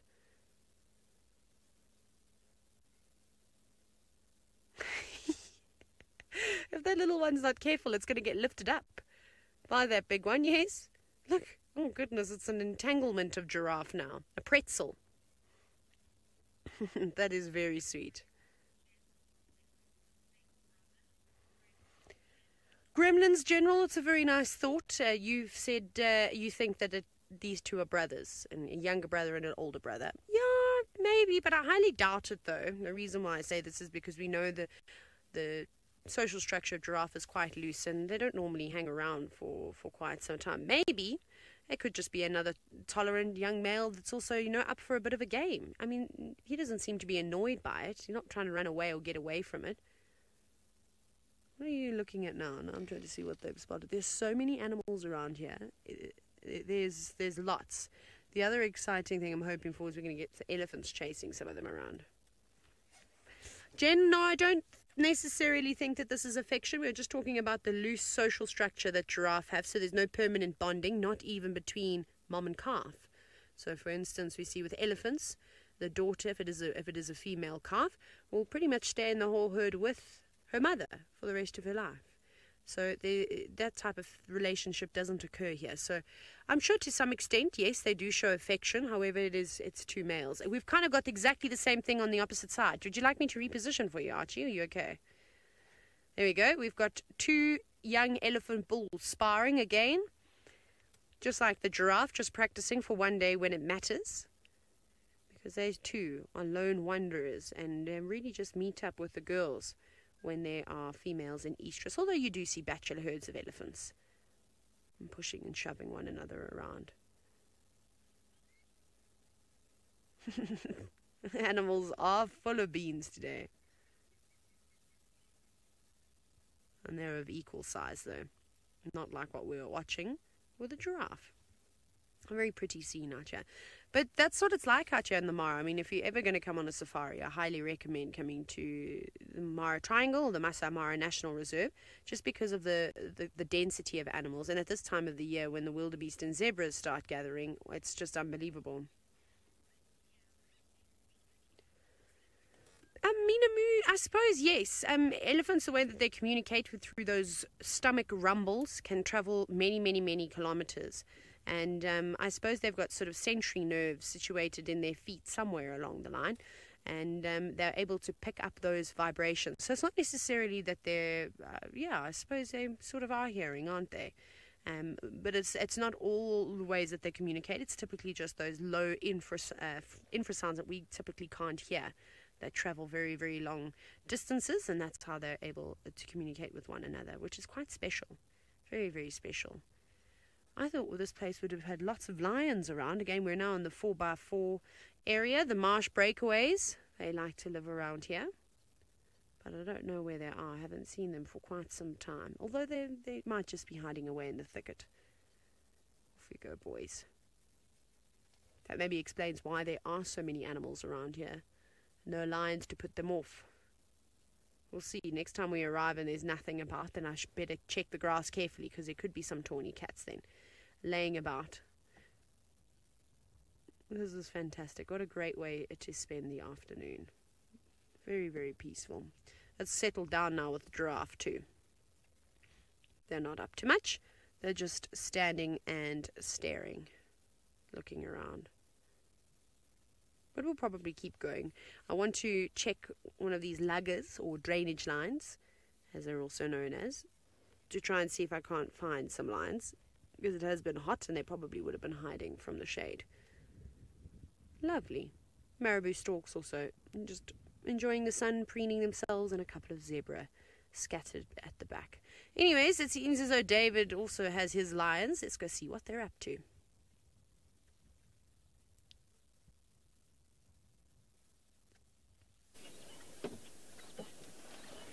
Well, Taylor, good luck, and hopefully you're going to see lions. Those luggers and drainages tend to be popular with lions, especially if they don't have as tall grass.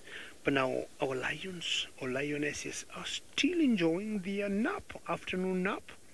Very typical with lions being flat, and especially after the heat of the day. But having been told earlier they had a kill, they're just full and they're doing what lions do best, enjoying some sleep. It has always been claimed males will sleep too, but I've found out it's the same. If they have eaten well and they have enough to drink, I do not see the reason why females also should not sleep. And I'm not surprised that this one's also sleeping, because with a baby giraffe this morning for some meal and lots of water around where we are, they don't have much else to do, and they tend to sleep. So as much as we have always believed lions, the males sleep more, but I still got a feeling that also the females tend to sleep.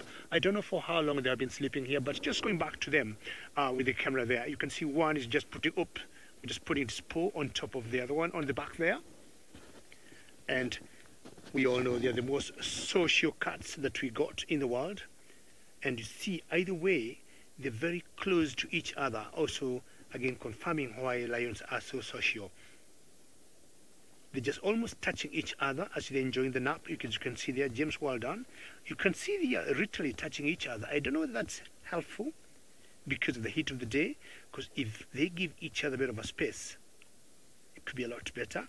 And the one that we can see the belly there, I think she's sleeping, the belly facing up, moving the head a little bit there.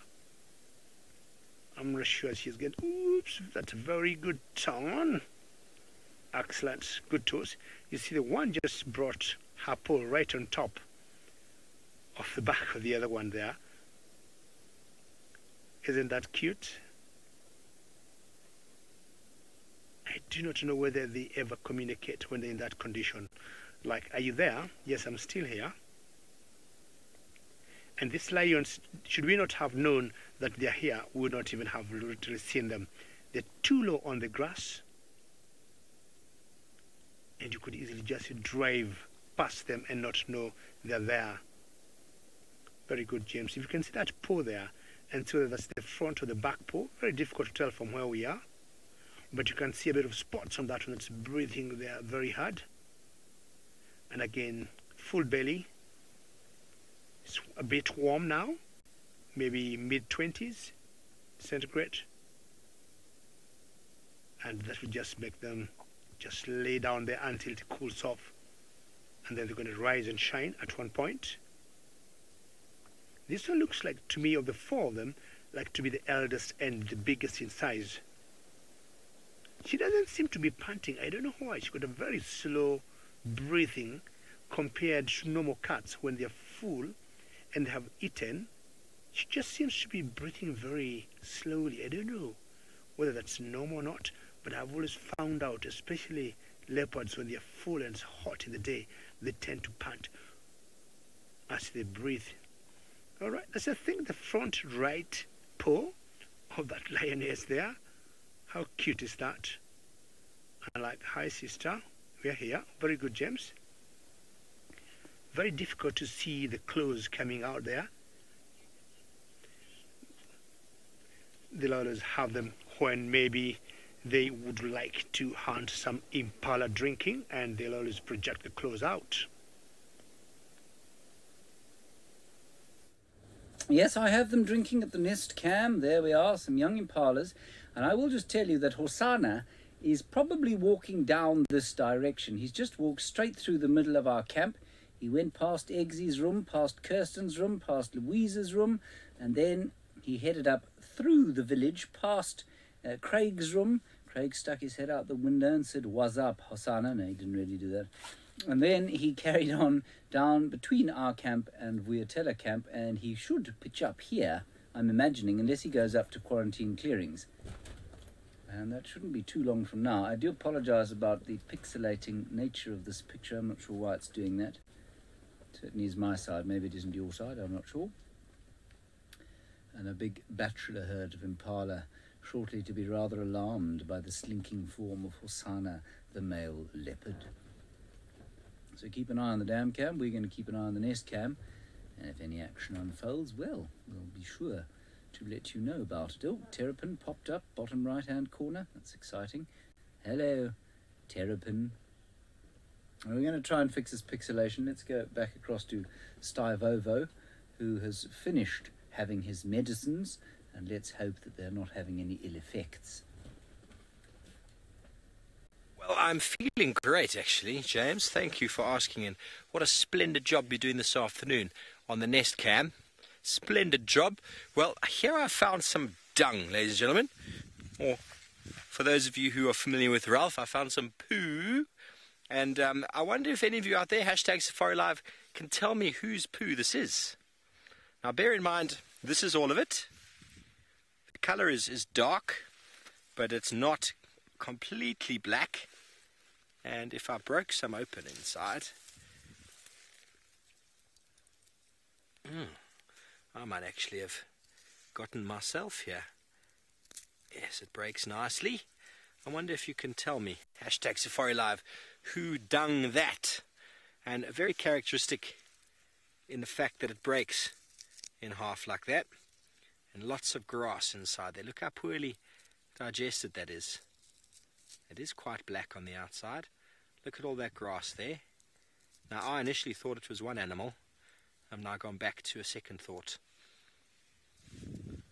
Now, when I say it's all of it, sometimes that's all you see, and then you assume the size of the animal.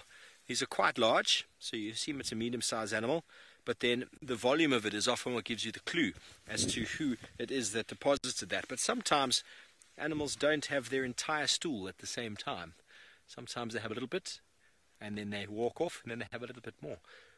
Florian, no, not wildebeest. Wildebeest is small little pellets like this, almost bigger than an M&M you could pop in your mouth.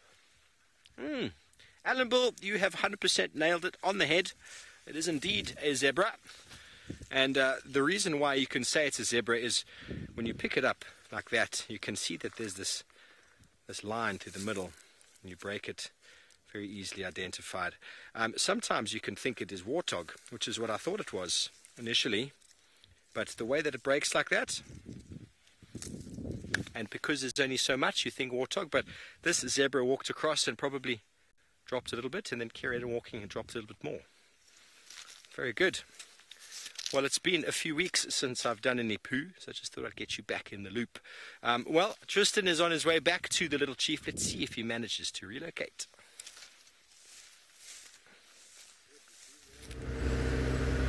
Well, so far, no, we haven't. I'm right at the back of the camp now, which is where James said to me he last went and last saw him, but I don't see any sign of him popping out. I can hear some squirrels alarm calling not too far from here, and so I think it might be Hosana in that area, but no sign of him crossing Vuyatela access or walking down Vuyatela access as yet. So if he walked between the camp and DRC, then he must have gone into the camp itself. So somewhere between Yuri's house and camp, which is where we were, and we heard a squirrel alarm calling there, but it sounds like it's in the camp itself, which obviously I can't go driving into, so it should be quite interesting. But let's go and double check quickly and see if we can get this right. You never know, maybe it's just at the entrance to the camp and we will be able to find him there. But definitely squirrels alarm calling, so I'd imagine he's wandering down that way. The problem is I think the gates are all open, so he might have gone straight into the camp, and then it's going to be quite difficult to actually get him out again. So let's have a little look and just check out. I thought he might walk on this big game path that runs here. So normally when we see our cats walk this area, and in fact I've even seen Hosana do it, he gets onto this path here and then they scent mark this sign directly in front of me, but there's no sign. Now the squirrel is still, there he is. He's going to come on the path. So it's what I thought. I'm going to move back slightly so that when he walks on the path itself, that he can maybe come to the sign, because I'm hoping he's going to jump up onto the sign. He's done it once before. I've had a sighting of him on the sign itself, and so he should turn on this pathway and walk in this direction. No, he's not going to do it today, so he's just going to walk out. I'm going to just keep reversing with him and just try and see so that he crosses in front of us rather than behind us. I was hoping he was going to jump on the sign. It's so cool when there's a leopard sitting on the sign. It's always very, very, very, very cool to see them when they do that. Hello, boy. He doesn't look as though he's empty. He must be eating things that we just don't know about, because his tummy is always round, and I don't know where he gets all this food from. Maybe he kills the odd scrub hare at night, and that's what's keeping him nice and full. You see how he goes towards thickets. Look, he goes into these thickets and kind of buries himself in there in the hope that scrub hares are inside there. Probably things like dwarf mongoose might even be there. Could be anything really that he's trying to go after. Now he's completely disappeared in that thicket. He will come out again shortly. I would imagine he's going to come out from the left-hand side. So we'll just have a little look here quickly. There he comes. Just going to go back a little bit again, and just so that he, like I say, crosses in front of us rather than behind us. There should be enough space for him to move quite clearly through. But isn't he looking beautiful in this late afternoon light? It's the perfect color light to have seen him. So he's looking as beautiful as he could ever be, and he's in such great condition considering. Hello, boy. Nice to see him walking around and not a sleepy cat like he was a little bit earlier, although his eyes still look a bit droopy and a bit sleepy. Hello, Hosana. Are you going to come say hello to all of us? As you can see, he's coming right to the front of the car. Sebi wants to come say hello to you this afternoon. Mr. Nom, you say he's looking massive. He is looking good, isn't he? He was just coming to see Seb and making sure Seb is up to no good and just checking him out. Now you can see he's sniffing about as well. There'll be a lot of scent in this area. He'll be picking up scent from lions that walked through here. So this is where lions walked 2 nights ago. There's been a couple of other leopards that have moved around as well, and so that's why he's got his nose to the ground just sniffing. He might be going to visit James in the tent as well. James, I hope you're ready. If you're at the tent, you should maybe just watch out, because he is heading back in that general direction. So we'll turn around quickly so that we can watch him as he ambles up the road. But isn't that a lovely sight to see? So happy that he's around and back again. He's such a beautiful cat and so chilled. To have a leopard walk that close to you is, well, as special as it gets. He's just kind of wandering down the road. I wonder where he's off to now. I thought he was going to go down towards the dam cam, but seems as though he's got other ideas. He wants to go have a little walk around Quarantine. Not that I'm going to complain, because Quarantine is beautifully open and wonderful to follow a cat on. So there we go. So Linda, you say hello, your favorite leopards. Well, Linda, I think you and probably the vast majority of the population that watches Safari Live at the moment is a firm favorite in the form of Hosana. He really is liked by many.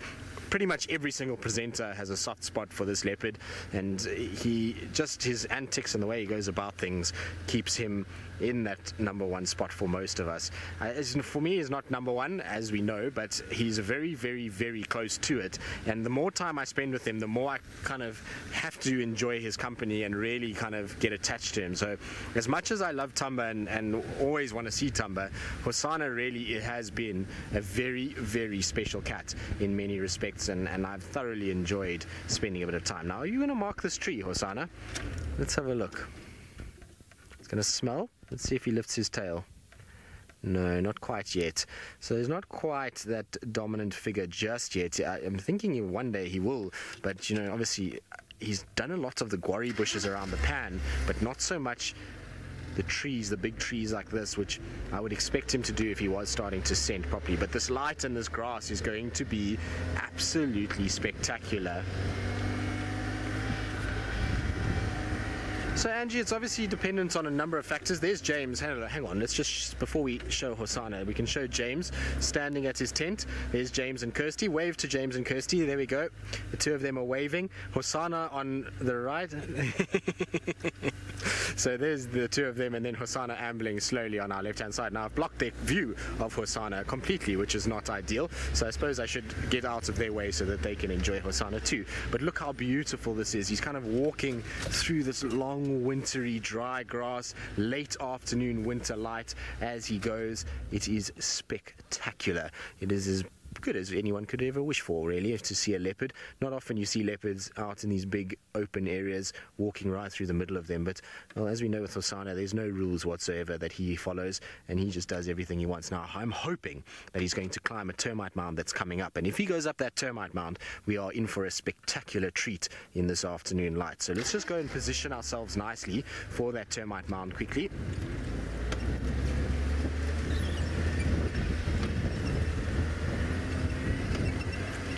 Ooh, Seb, if he goes up, it's going to be very special. Miguel, his skull is growing every day. He's getting bigger and bigger and bigger, and he's not a small leopard by any stretch. Oh, look at that. Is that not just spectacular?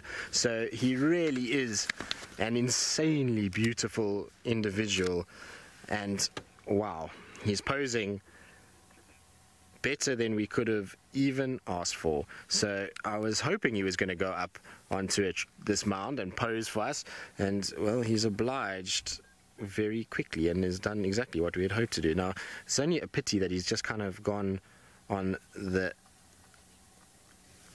backside of that big part, but still very, very beautiful. Spoilt, I would say. Now I better let everybody else know, because there are a lot of people that are out from the various landowners around us, and they're all looking for things. There's not much else out on radio, so I suppose I should let them know at some point, otherwise there's going to be trouble. So we'll just watch him cross the road first before we do anything. Wow, that light and this grass and him is a fantastic combination. Now it would be nice if he turned his head and faced us.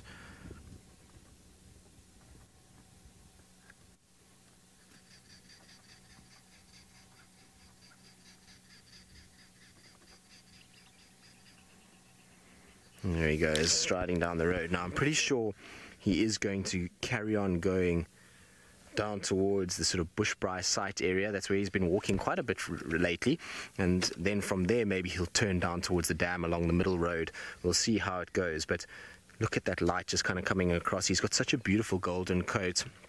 All right, now while I call this in and sort out the people that want to come and see him, let's send you back across to Steve, that well, we owe this all to, from him finding him early in the afternoon. Yeah, well, Tristan, we were on our way back to come give you a hand again, but it seems as if you have managed, with James's help at the nest camp, to relocate on the little chief. Well, marvellous evening it's turning out to be. The afternoon sunlight is starting to fade behind us, and we are slowly looping back towards where we started our walk originally, so heading slowly back home. Jump on board. Don't forget, folks, this is all interactive and 100% live. Please feel free to send your questions and comments, hashtag SafariLive. Anything else you'd like to talk about? Anything else you'd like to see? See if we can provide it for you this afternoon.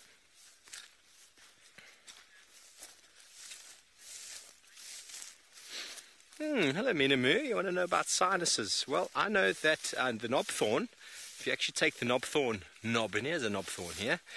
I'm not going to be able to get a knob from it, though. It's very... In the old trees, you don't get knobs too low down. In the younger trees, you get lots of knobs, and then you actually file down the bark itself. It probably would work just with the bark, you know, if I just took off some of this bark here and I filed it down, like that powder you saw earlier, filed it down and then just... It works very, very well. I've proven it with people that had chronic sinus issues. They had never had a clear nose like that before. They had to take a few of these home with them. But essentially it's just probably something to do with the protection the bark has. I don't really know. I don't know how all of this works, but file that down. Works very well. I'm trying to think of anything else that might have a sinus curing potential. Can't think off the top of my head. Oh, have we got some knobs over here? Was a beautiful knobthorn. It's been pushed down, and look at the habitat once again it's created. So not just sinuses, ladies and gentlemen, that it cures, it's also providing all of the beautiful habitat for all the small mammal species and birds and reptiles that we might find around. But going anywhere near that is really going to hurt. I mean, just sticking my stick in there, very, very painful. That's why it's a good place for any animal to hide. If you are trying to hide from a lion, probably a good place to go. So David Gitu all the way up in the mire with some cats. Well, having seen the previous 4 lionesses, we have been able to catch up with the rest of the pride, and I'm trying to count how many there are here, and this forms the bigger part of the Olololo pride of lions, and I want to believe all of them shared on that meal. Are you yawning? Are you trying to grimace? What are you trying to do? And again, just notice how they blend in very well. So we saw 4 earlier. Here I have counted 6 in total, and you can see there's a patch of green grass in front of them, and that should mean after they ate the baby giraffe, they came for a drink here. Very good, James. Yeah, that green patch there, most likely could be a little spring, and they might have come here for a drink, and that's why they are so close and not very far from this point. And I've counted 7 now total, and yeah, they just keep rolling in the grass. Are you one standing up? Going down. Hello there. How are you? You all look to be in very good shape, eh? And you can see always lions' ears are always either torn, like the right on that particular one, but they blend in very well. So once the wildebeest will be getting here, this grass will be so short. They come, they walk through it, they trample on it, they eat it at the same time, they lie on it while they spend the time, they stampede on the grass. Big yawn, very good.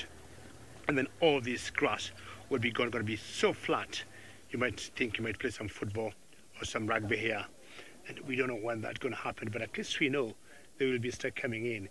And this particular time is what we call the green season. The green season meaning that we don't have as much, or the lions don't have as much to eat, and they'll go for big game. We're talking of giraffes, we're talking of elands, for example, or buffaloes. But once the wildebeest come in, which already they have, it's just a matter of time before they get where we are, then the lions will not have to work very hard. As much as it's a big pride to get down a buffalo, they will not have to work very hard to bring down a buffalo or a giraffe or an eland. To bring down an eland is always tricky, or to bring down a buffalo, because they also incur lots of injuries when they do that. It's a lot easier for them to bring down a wildebeest or a zebra. Very typical of lions. Once they're full, yeah, flicking the tail there. we have just been hoping they're going to wake up. That one particularly is panting very much. If you compare those two there and the ones that stood before, you can tell this one's really panting very much. But well, let's leave my lions here and go to another spotted cat all the way in South Africa.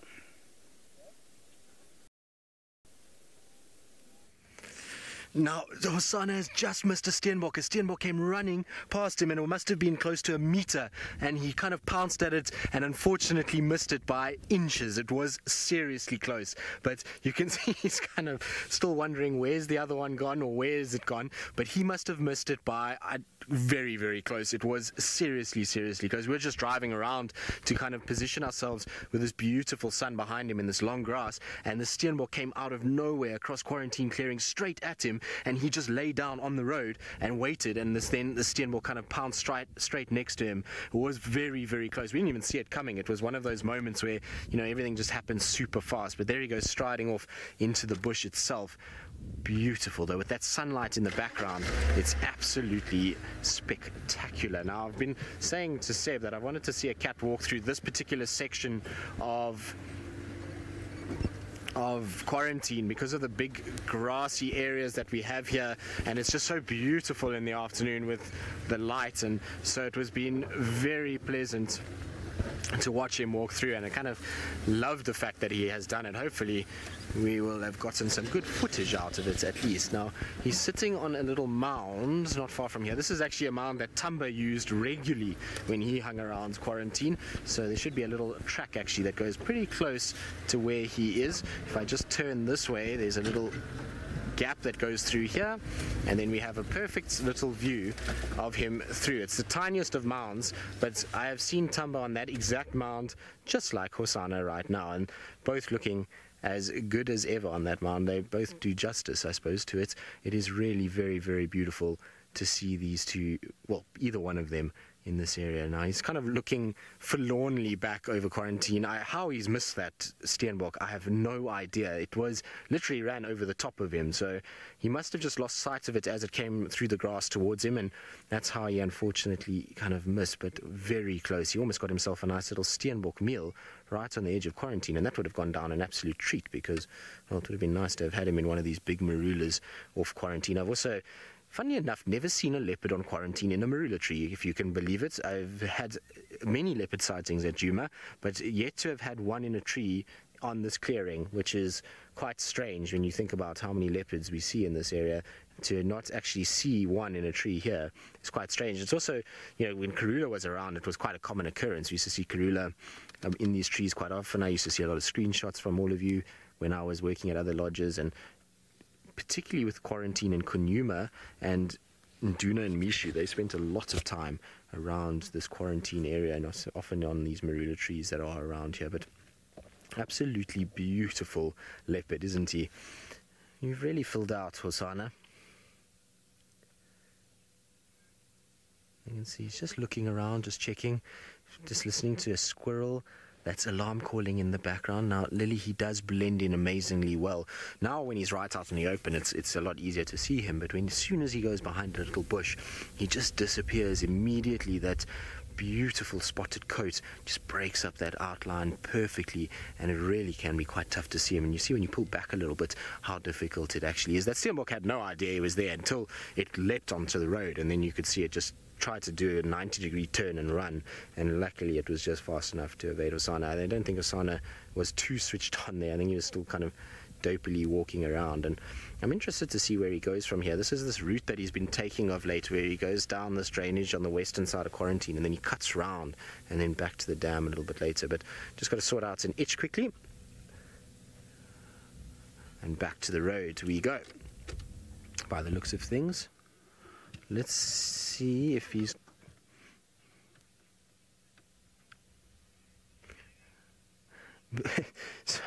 Sorry, Megs, if you can just repeat the name. I got the comments, but I've missed the name, I'm afraid. And look at that, isn't that cool? Very cool.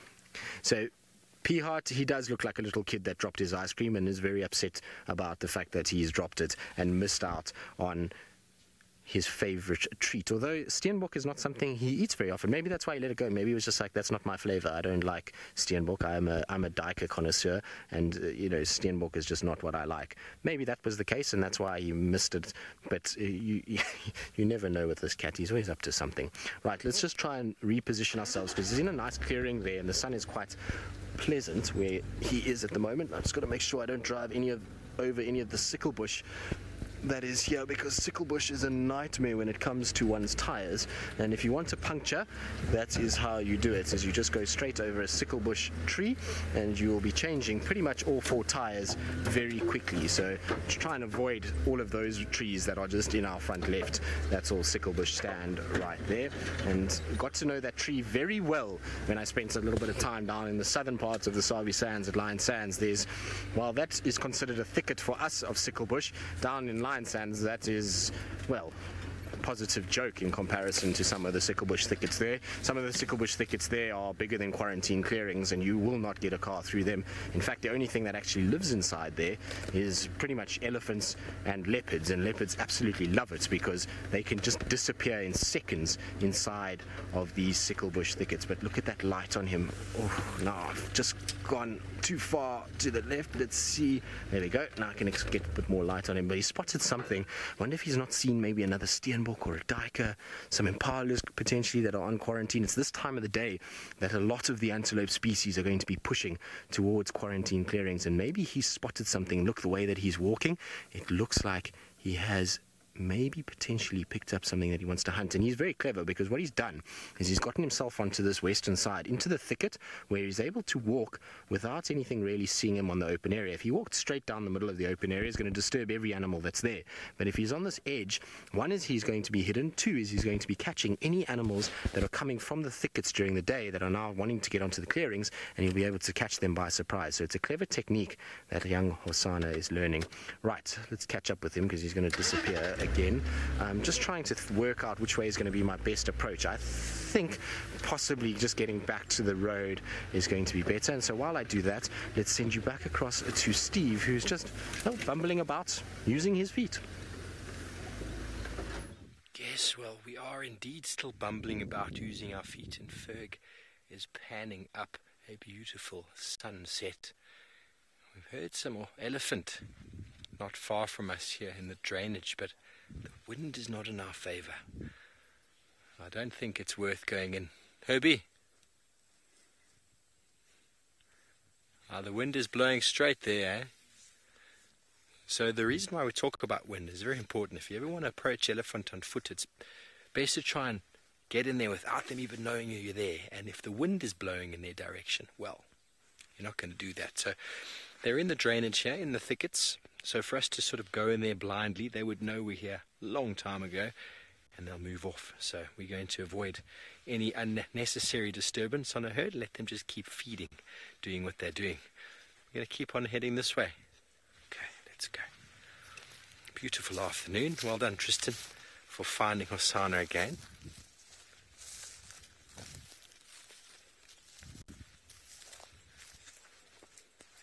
Crafty Stash, you want to know about whether the reserve would ever grow any trees or grass? No. Essentially what you could do is you could, if there's an area that's overgrazed, by reseeding that area once you rehabilitate it for erosion purposes, very, very good. But they would never deliberately plant trees to say, here we go, this is for the animals. Although we have had a few trees planted within the DRC, right close to the final control. Obviously for a bit of shade and for a little bit of aesthetics, which the Inyala are quite enjoying. So they're going to need to be put a cage around, or they're not going to survive. I know Conrad brought an avo, was it an avo tree? I think he brought a mango tree actually for us, and it didn't last very long. The Inyalas came in and just ate it. So nothing is planted for them. These animals need to survive out here with what they have. And if they're not managing to, well, then survival of the fittest. There is plenty of food. Plenty of food out there for them, although this time of year is a little bit harder. And it's the animals like the predators, like Hosana and lions, that do well this time of year, as David up in the Mara will be telling you shortly.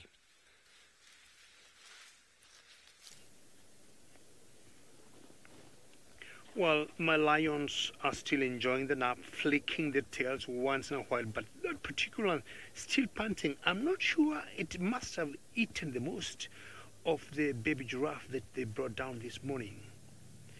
Yeah, flicking the tail, breathing, panting, panting, panting, panting. And the one next to it is not as much. Ooh, ooh. What's pocket? Turn it around. Yeah, good job.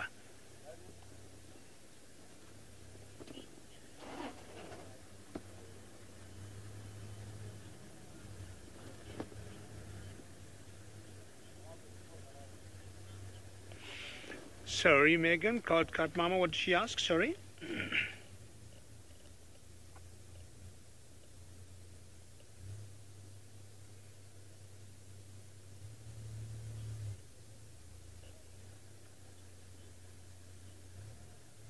Oh, Cat Mama, that's a very good question. You're asking why are the lions important to the ecosystem?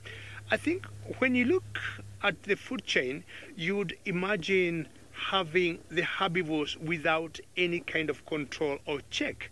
You'd imagine at the moment we got hundreds of thousands of wildebeest, and then we also got hundreds and thousands also of zebras and other herbivores, name them giraffes, buffaloes, elands, antelopes, tortoises, hartebeest.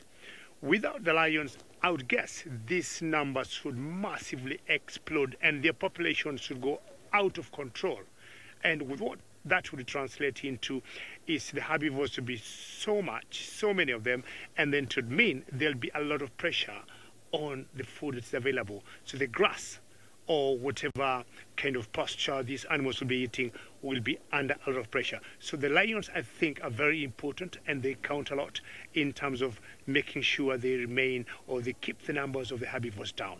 That's the only way I would be able to explain it. Otherwise, without these beautiful lions here, or these lions here, it would mean we'd have so many herbivores around, and that would mean the grass or the amount of food eaten will also go down, which might be detrimental to the herbivores not having enough to eat. So I think the lions contribute or they play an important role in taking care of the ecosystem. And these lions look very, very full, and Hosanna could be a bit hungry. Well, Hosanna is very hungry, and you can see, look at that little bum is positioned in the bush, head down. It's because two little steenbok have just stood up and walked in front of him, and they've gone into that thicket. They didn't see him, they didn't run away from him, but they're there somewhere, and he's positioned himself now in this thicket, watching them, trying to get himself closer. Look, you see how he's stalking? He's got his head down, his paws are going gently forward, making sure he's not making too much noise. And if we see that bum start to wiggle, then we know that he's going to try and go after it. Now, as much as we would like to probably get a better view of what's going on, we're not going to move at all, because if we did move, we're going to disturb this hunt altogether. But steenbok is a flighty animal. It doesn't really like noise and vehicles around it, and so what we're going to do is just sit dead still. The steenbok ran just behind that bush. That's the last time we saw them, and the way that he's moving looks like they were close, although now it looks like they maybe have bolted. You can see, look how he's bobbing his head, trying to watch through the thickets. Isn't this cool? I think it's amazing to watch. He's such a busy cat, this. So he missed one steenbok, but he's not going to let the opportunity pass. And you can see now he's going to slowly slink around the bush. I wonder if he's going to follow them or if he's just given up now. Let's have a look. No, he's following them for sure. There he goes. See, he's trotting through. He's gone up onto a mound there. I think, unfortunately, where I am, I can't go forward. I can't follow him from here, so we're going to have to try and reposition if we want to see him. But he is on a mound, which means that he's probably trying to just watch the steenbok at the moment and see where they've gone. And I don't want to kind of bash around too much. If there's a nice clear path, we'll take it, but otherwise I think we're going to have to be a little cautious about the way that we go here. Let's just see. I think if we just drop down straight this direction. Come on, car. Should theoretically be able to get down. Now, let's see.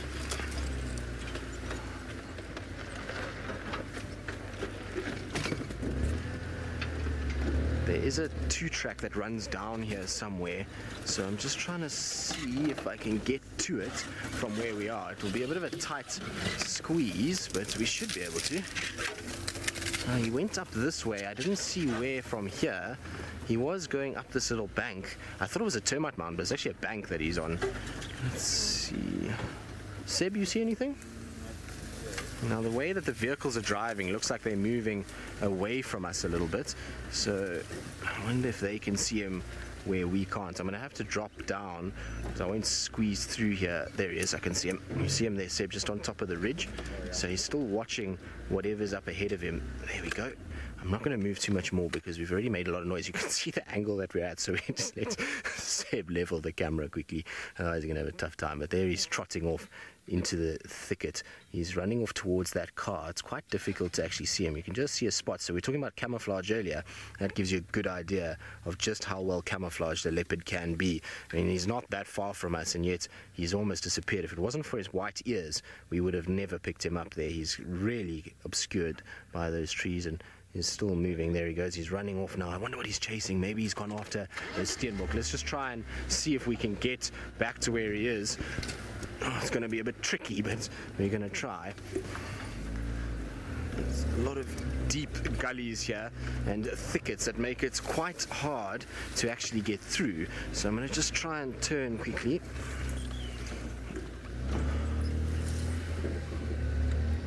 Right, now while I try and get back to where Hosana is and where he's chasing, let's send you back across to Steve, who's, well, having a much easier and more comfortable time walking on the road. Yes, well, we had to get back somehow, and we're trying to get around Tristan and Hosana, who are blocking the way, obviously. So my money's on, well, as much as we'd like Hosana to catch a poor little steenbok. Wouldn't it be great if that poor steenbok survived? Poor fella. I know we do enjoy Hosana and his antics, but I don't know why. I just have a little bit of a heart pulse for the steenbok. They are very cute animals.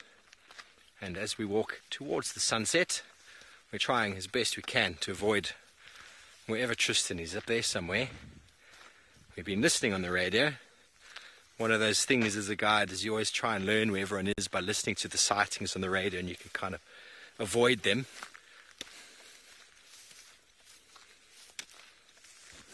Hello, namaste. You want to know why warthogs are so scarce? Well, in winter, well, we've seen quite a few. I just don't think we see as many mud wallows. This whole area would have been mud wallow not so long ago, and we would have found lots and lots of warthog around here. And on every corner, seemingly, there was a mud wallow, and warthogs absolutely love that stuff. So they're just having to move. They're out there. We do see them, just they're very skittish at the moment. I think in the last 2 weeks, we framed up a number of warthog, and by the time we frame them and everyone's ready to come have a look, they're gone. Hey Ferg, you haven't had much luck with warthogs lately. I think Ferg shook the camera there saying that's negative. They're just, I don't know, maybe they're a little bit food scarce. They're moving around more. Hukumuri, the warthog killer, hasn't been around, but he does smash them whenever he gets an opportunity. But we do see them, we do. There's tracks everywhere, there's dung and tracks everywhere, but I just don't think that we're able to capture them on camera as much as you'd like to.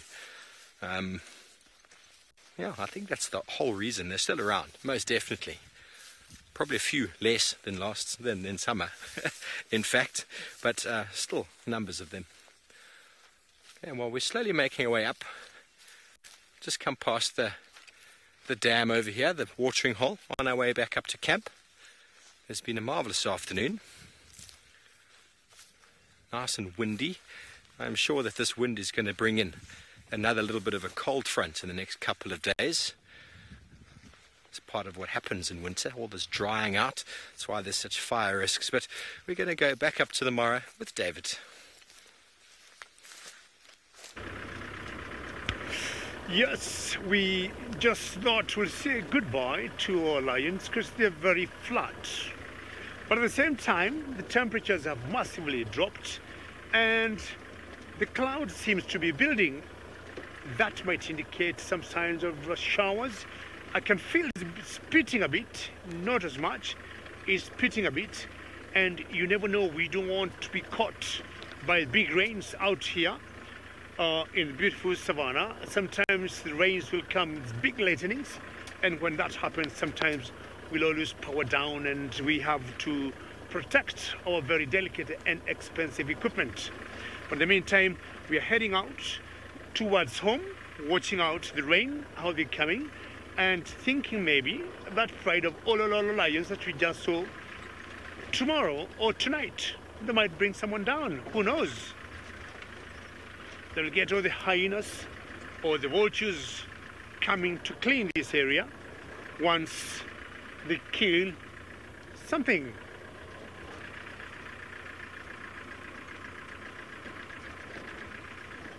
Magic Dragon, Jump One, how are you? And I guess your question is the largest predator bird we have in the Mara. Now we are looking at predators, or what sometimes we call raptors. And if I would think of any one big one, apart from the martial eagle, looking at the eagles, I would say for me, the martial eagle is the largest predator or raptor we have in the Mara. But Magic Dragon, if you'd like to agree with me, sometimes I also call the vultures predators, as much as they'll always wait for something to be killed. The Rupert's griffon vulture could be the largest, but I want to believe the martial eagle is the largest predator in the Masai Mara. You'll see martial eagle flying from a tree, on top of a tree. I'm not sure you can see that tree there. James, you see that touch tree there in front of us, and you can see martial eagle up there and flies down, and they easily pick even fawns of impalas or baby Thompson gazelles. Let's find out what Hosanna could be doing. Well, Hosanna is stalking. He's got a little scrub hare right in front of him. So at the base of this tree, this little guarri tree in front, there is a little scrub hare. Now, Seb, if you go in just at the base there, we might be able to see it a little closer. It might be visible. It's just sitting somewhere behind that little bush. It ran out of a thicket, and there it is. You can just see its fur behind the bush, and so Hosanna is watching it with beady eyes, and I'm sure he's going to start salivating at any second because he's watching that scrub hare and he wants to pounce, but he's that little bit too far at this stage. He's going to try his luck, though. I think the problem is that a scrub hare is a very quick animal, and we've seen with Hosanna that, unfortunately for him, it's very difficult for him to catch scrub hares, and where he is right now, he's got very little space to maneuver to actually get close, and so he's almost like he's playing it cool and not watching that scrub hare, but watching something else over the top of the scrub hare. It's quite interesting. If you look at his eyes are not focused where the scrub hare is. Unless that scrub hare moves, I think Hosanna is watching. No, now he's watching the scrub hare.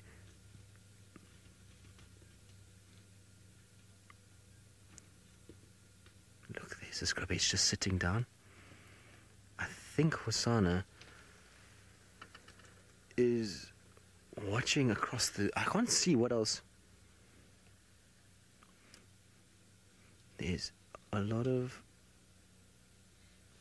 viewing across the drainage.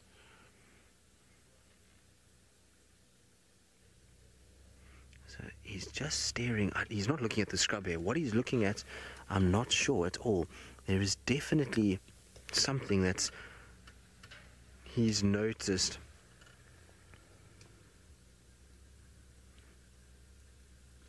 He's now kind of shifted his focus, but I don't think he's watching the scrub hare anymore, which is astounding because he definitely noticed it at first. Something else has captured his attention. Maybe there is a steenbok somewhere here that he's still watching that bolted from him. We know he was going after two steenbok, and the scrub hare's just started to move now, so he's picked up that scrub hare again and realized that it's quite close. But I think in some ways Hosanna's realizing that he's just not close enough to dash at that scrub hare, because he'll not be quick enough. That scrub hare will outrun him from this distance. He almost needs to be, I would say, maybe another 2 meters closer to be able to then pounce and try and grab that scrub hare. The only thing that he's got in his favor is that I don't know if the scrub hare is going to try and bolt down a steep bank. The drainage line is just off to the left of the scrub hare, and it's quite steep down there, and for a scrub hare, well, for most animals it's not too bad, but for a scrub hare it's going to be quite difficult. Now you can see another vehicle is just coming in. He's dropping his head slightly, so let's see if he's going to move. There we go. You see, look, watch him. How cool is this? The scrub hare still hasn't seen him. Now, we might take this live to some of our other viewers on our various platforms, so I'm just going to stop speaking.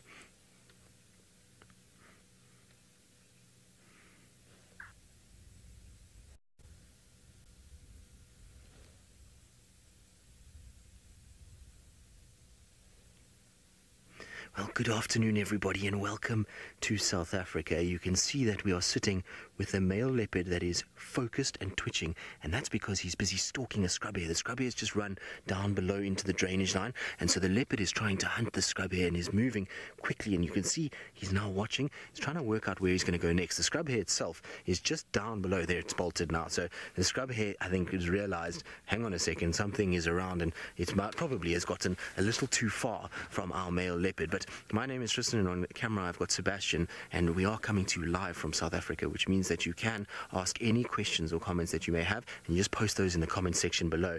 Now, I'm trying to keep my voice down a little bit because we're trying to allow this leopard as much of a chance as possible, as well as allow the scrub hare as much of a chance as possible to actually hear what's going on. Now, you may have seen some other cars in the background as well. That's because we are in a part of South Africa where there is tourism, and so there's some cars that have come out here with guests from all over the world to come and see the wildlife in its natural habitat. But he's still watching. The hunt is not over just yet. He was very close and he was stalking for real, but as the scrub hare has kind of moved a little bit, so he's now got to reposition. The problem that he has is that he is in an area where it's going to be very difficult to be able to get close to that scrub hare. Scrub hare is a very alert animal, big eye that it sees very, very well, and big ears that it can hear what's going on. And for a leopard, it needs a little bit of cover to be able to stalk up to that scrub hare. And where he is now to where the scrub hare is very open, and so it's going to be quite challenging for this leopard to get anywhere close. But you can see he's still looking, and no, there goes the scrub hare. The scrub hare is bolted off. You can see, look how he's just lifting his head, watching it as it runs off. So unfortunately for him, it's gotten a little bit far, unless he can close the distance by going around a thicket. Rachel, you say he is beautiful. Well, he's got to be one of the most photogenic cats that we have here in this particular part of the Sabi Sand Game Reserve. He really is a beautiful individual, and you can see him just looking through the bushes, still young with a pink nose, and so he is a very special cat and one that we spend a lot of time with. Right, we're going to carry on following him, see if he carries on hunting. Don't go anywhere, because if he does hunt, we will come back live once again. It's been an absolute pleasure, and we hope to see you all soon.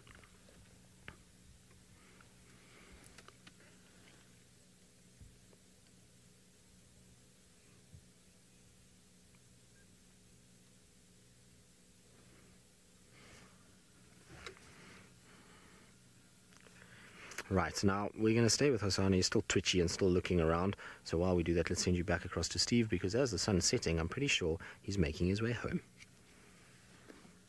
Yes, we're slowly making our way home, and we're trying to avoid them over there. We haven't quite seen them yet, but trying to not obviously get involved and chase off Hosanna or the steenbok or the scrub hare or whoever's involved at the moment. I think we've managed to get around them. Very good. Very good.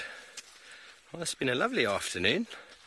The light is slowly fading, and as we all know, that slowly starts becoming the end of the evening. And well, it seems like James is really racking up the broadcast this afternoon from the Nest Cam. We've just cleaned the lens for him, so let's go and have a look what he's seeing. Well, it was after I cleaned the lens, Steve-O, so I'm not giving you any credit at all for fixing the lens. I went there after the elephants sprayed it with mud, and I cleaned it with my very own lily whites. Stood precisely where that impala was drinking, in my bare feet, risking whatever vicious creature there might have been below the muddy surface. Angry terrapin, perhaps. A recently reincarnated form of, what would we call him? Pinchy Whiner, the crab. But luckily nothing attacked me. And now the impalas are back for their drink. Hosanna went the other way, of course. I think he's decided that there's just not quite enough cover around this dam for him to whack himself a meal with any regularity. But I suspect he'll be back. Now, let's look at the female there closest to the camera. See how she sucks in the water. That is only possible if you have lips, which of course most vertebrates do, but that is one of the major reasons that we have lips, of course. And then notice for some reason the antelope and horses as well don't lick the surface, and I think it's probably because they need so much more water. They also have more, I suspect they've probably got more effective lips for doing this sort of thing. Anyway, that's what's going on with the drinking. This is of course the perfect time to be having a drink. It is 5:26 p.m. Central African time. And oh, we've got something quite interesting there. That animal there that's just come up, I think is one of those unusual February births from last year, so 18 months old. That's an unusually aged impala. As we go back to Hosanna, who would like to eat an unusually aged impala. He does like to eat impalas, although at the moment his favourite seems to be duikers and scrub hares, which is what he chases mostly. That's not to say that he won't take an impala. We know we've seen him on an impala kill in the last few weeks as well, but he's been a busy cat and continues to just provide us with the most spectacular sightings. We really are being spoilt when it comes to Hosanna and what he gets up to, and to have him around camp as much as we have has just been so spectacular. And to have a view like that of a leopard, we are beyond fortunate that we get to spend time with relaxed cats of the leopard nature, and that we get as many as we do out here. You know, this morning we had this ridiculous sighting of Tingana, beautiful view of him up in the tree resting and relaxing, and then now to have the wide orange-eyed young boy of Hosanna around and just kind of right at our eye level, not even 5 meters away from us, is just a very special thing. And like I say, all of us have been spoiled, not only us as presenters, but all of you that are watching. You know, it's become a bit ridiculous is that we just keep finding leopards every single day, and while it's been absolutely amazing and we've thoroughly enjoyed it, it's not going to last forever, and we need to at some point realize that this phase that we're in is going to end, and as long it's going to be quite tough to deal with when they do eventually stop moving. But this time of the year is always the best time of the year, so from July to September we really do always do well with leopard. I remember last year, August, Seb and I were chatting about it. We had some crazy good sightings and saw a lot of leopard in that period, which was quite nice. So, you know, it's the right time of the year. Dry conditions means that the leopards hang around a lot more. Around pans, the ground is very, very soft, and therefore tracking is a lot easier, and so finding animals becomes that much better. But, you know, might as well make hay while the sun shines, and long may the run continue. I'm actually wondering if any of you know how many drives we've done now with a leopard, or how many days. Let's do days, because we haven't missed 1 or 2 drives, but let's do days. How many days in a row have we had leopard? I'm sure somebody must know or has counted. If you do know, hashtag SafariLive. Be interesting to see just how many we've done and what the sort of run is that we're at, because it must be fairly good. Since I've been back, there's been very few days where a leopard hasn't been seen. Right, now, while Hosanna slowly but surely closes his eyes and rests for a little bit, we're going to sit tight and wait for him to get up again. Let's send you back across to Steve as well. It sounds like he's stalking Mr. Hendry. Well, yes, we have decided. Someone has had his voice on the show a few times already this afternoon. Let's see if we can sneak up behind and see exactly what he's up to. He's in the tent doing the nest cam. Go and say hello. Sure, after all his voice overs this afternoon. Okay, well, we can't. He's busy doing some administration, so we're not going to go in there. But our objective was to sneak up on him, but he's busy having a Skype interview with someone, so we're not going to impede on that. That could probably frighten the interviewee off. But anyway, we were on our way back to camp, and we thought, seeing as James has showed himself his voice so many times on the show this afternoon, well, we thought we might catch him with all of his screens and doing what he does best in the tent. But from the Bushwalk team, it has been a very interesting afternoon, successful with some medicinals, and we're going to go back up to David in the Mara. Good night. Well, I thought I'd get away from the area that I thought it could rain, and I stay in safe area, because when I look in front of me, it looks pretty good, dry, and no signs of rainfall, which is pretty good. I've heard some news somewhere that another pride of lions have been spotted by my friend. I want to confirm that by getting there. I will take a turn here to the right, and there's one particular area that's always mushy, and water all around the area. I think it's more of spring water that comes from underground and does not dry all around the area. And we all know water is life. And water being life, animals will always go and drink. And if animals drink, talking of the herbivores, predators will also know there's a possibility for them to get some prey. And that is my destination at the moment. And see if we can spoil you with more lions, having seen the first set of 4 and maybe the other 7. Now we're going to head out to another area. It's called the marsh area, because that area, since I have learned for so many years, it's always green all around the area. So we should be getting there maybe another 8 minutes or so and see truly if those lions are there. Okay. Okay. Let's go find out about my lions. Let's find out what Hosanna is doing. Well, Hosanna's got his eyes open. He's just watching kind of what's going on. Every now and then he closes them and has a little bit of a nap and kind of is taking it a bit easy. I suppose it's been a busy afternoon so far. He's gone and inspected the rooms at the new part of our camp and said hello to James and the FC staff, and then went for a little walk around Vuyatela before Korasa in quarantine. So it's a big afternoon for Hosanna, given he was quite sleepy earlier in the day. But does he not just look absolutely spectacular?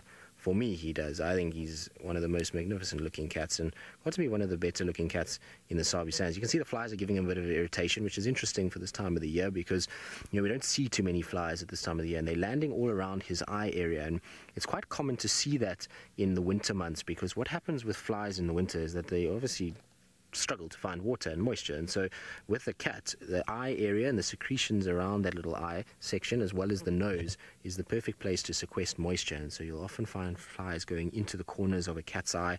And as much as our leopards and lions here in the Sabi Sands have a tough time with flies, they've got nothing on these poor animals up in the Mara. They get absolutely covered. I've seen lions there where their whole nose is completely black from their eyes to the point of their nose, and it just looks like a mass of flies moving around. They have a tough time dealing with them there. So it's a bit different. At least ours, it's only a few that land every now and then, but you can actually see them. Every time he blinks, it's a fly that's gone into the corner of his eye. You see them moving around there on his eyelid? So it's highly irritating, I would imagine, for a cat. And I can tell you that they're landing on my face too, and they are irritating as anything can be. They're not the biting flies though, thankfully, which means we're not being bitten and you're not getting that increased pressure of like a pin being shoved into your leg. Yes, Hosanna, I know, it's not comfortable, is it?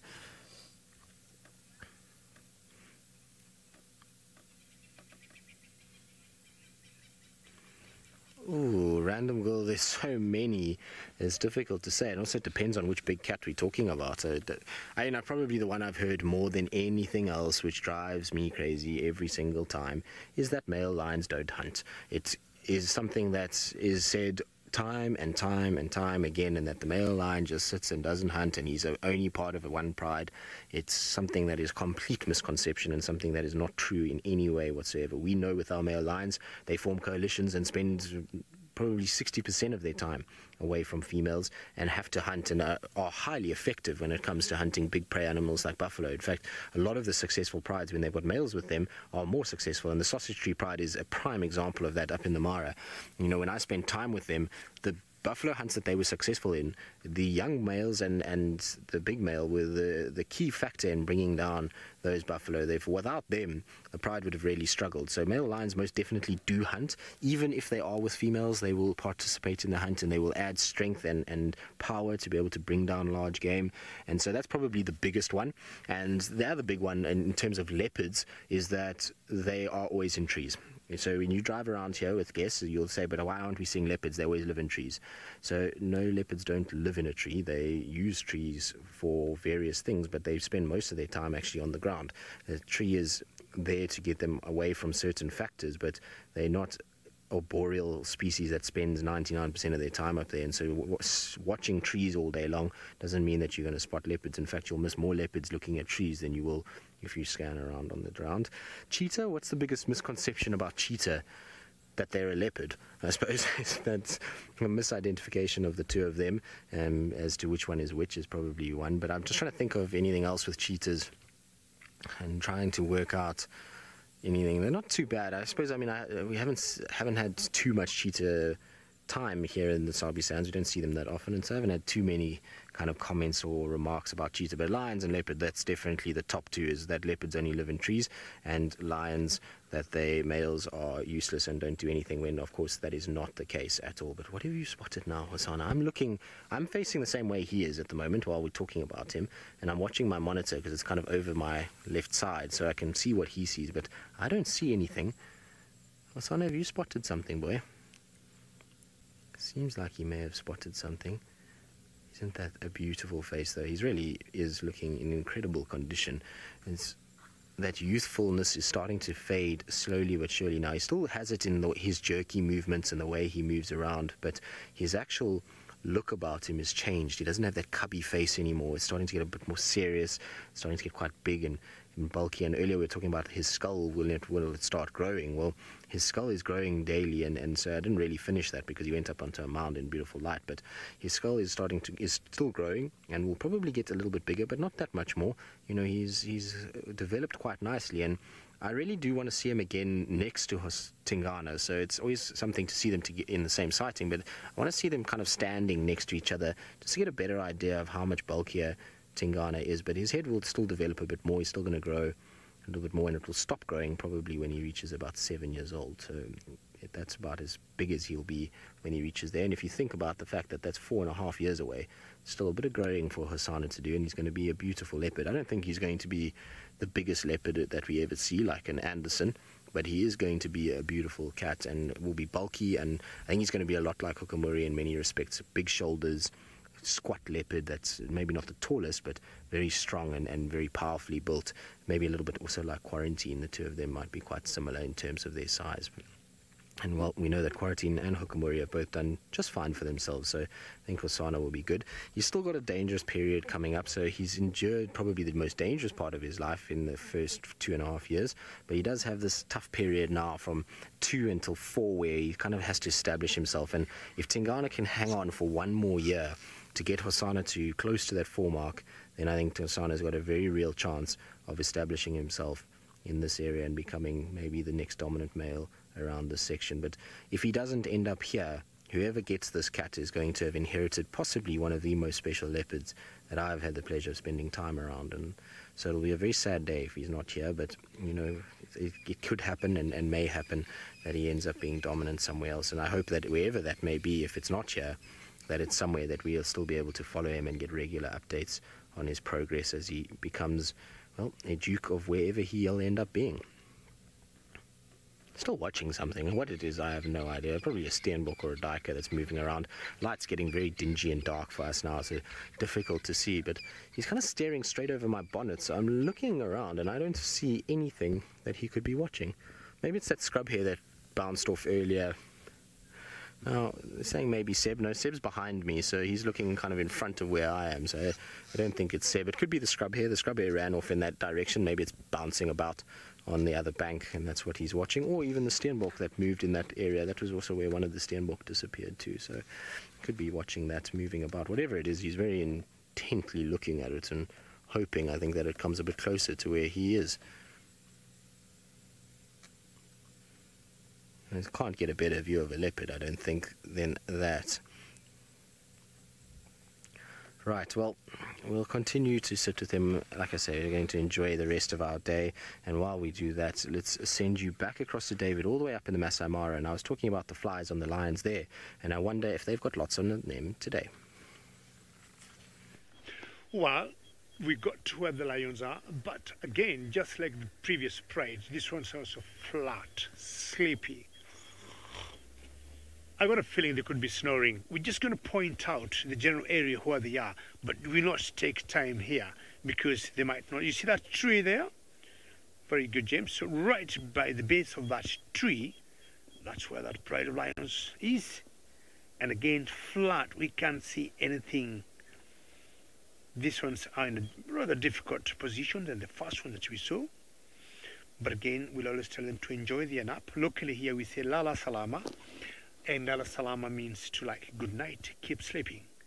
So instead of just sitting here, we don't know how long they might take to wake up, we'll move around, drive around, and maybe chance what else we might be able to see. We might see something interesting. From a distance, I saw some elephants as I was getting here. Why don't we see how close we can get to those elephants, and maybe come back here later to see if the lions will be there.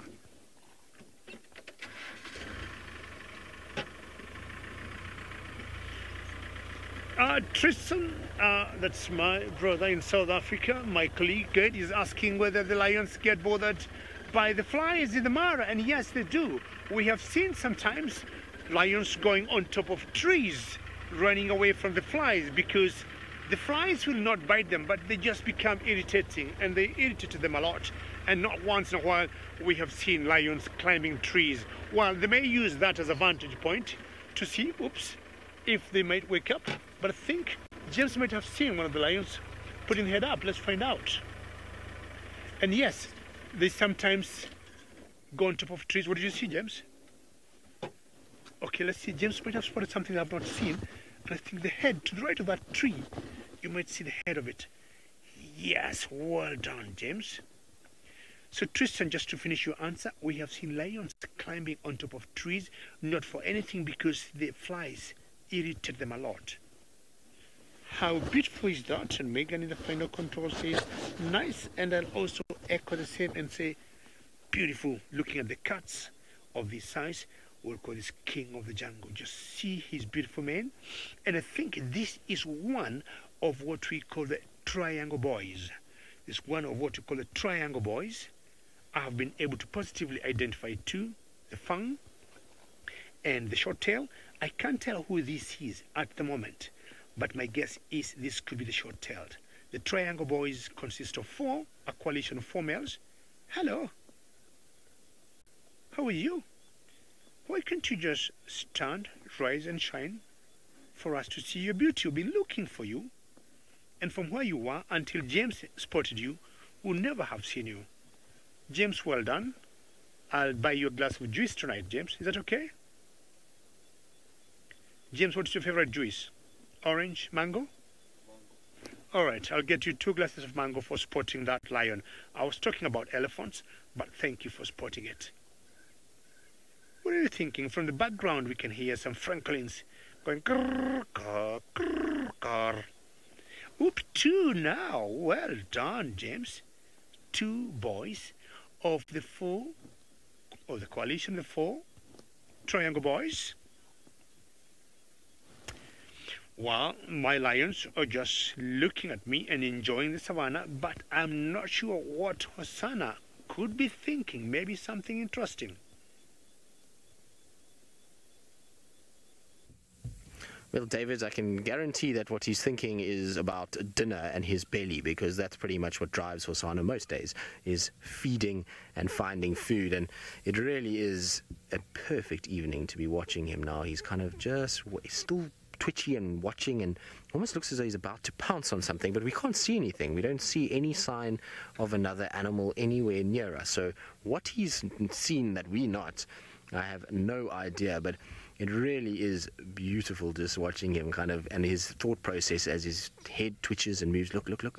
See, he's kind of moving backwards now. I think that's because the birds are shouting a little bit. So he's trying to... What are you scared of, Hosanna? Is there another leopard here or something? I wonder if we've got another catch here somewhere. Well, the way that he's moving is not prey. He's not going backwards, but he's moving away now. He's slinking. Now, I don't know where he's going. Now he's rolling and slinking off. Maybe it is a prey animal, but I'm not sure. Okay, we're going to try to turn around and keep up with him.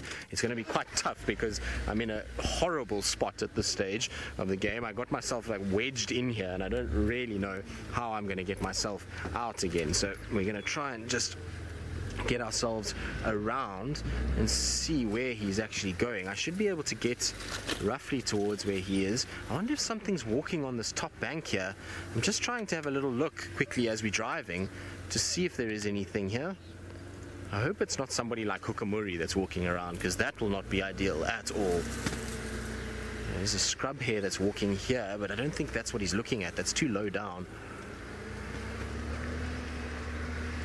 I don't see anything else though. but something has definitely caught his interest. So, Deborah, you're wondering if it could be a hyena? No, it's not a hyena, it's a scrub hare, and he's using our car to basically get closer to it. So I've had to reverse back very quickly so that I can get into a fair situation for both. But Hosanna on that side, scrub hare right next to me, not even a meter from the car, walking in that direction. So you can see he's just sitting. The scrub hare is actually doing something very interesting, which is difficult because Hosanna is still stalking and we don't want to miss him chasing. But the scrub hare is actually eating soil, so geophagia, which is quite interesting with scrub hares. They actually get a lot of salt from the soil.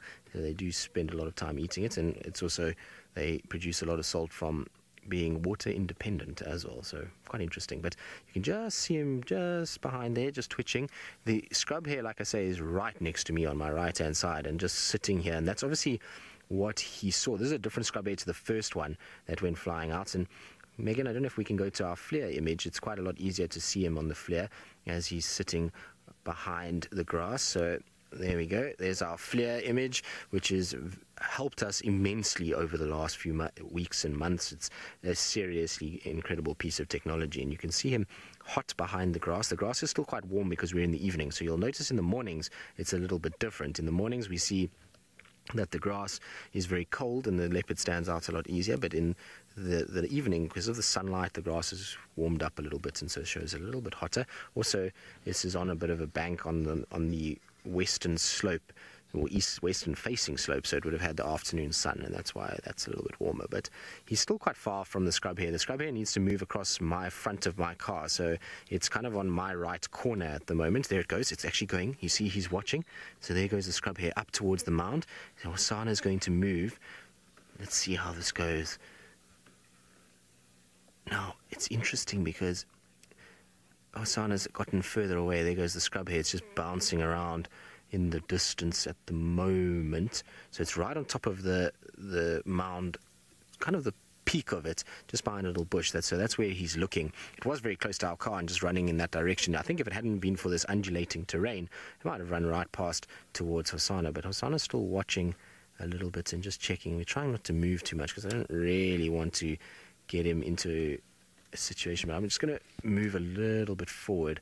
The scrub hare is still moving away, so we've got lots of space now to move.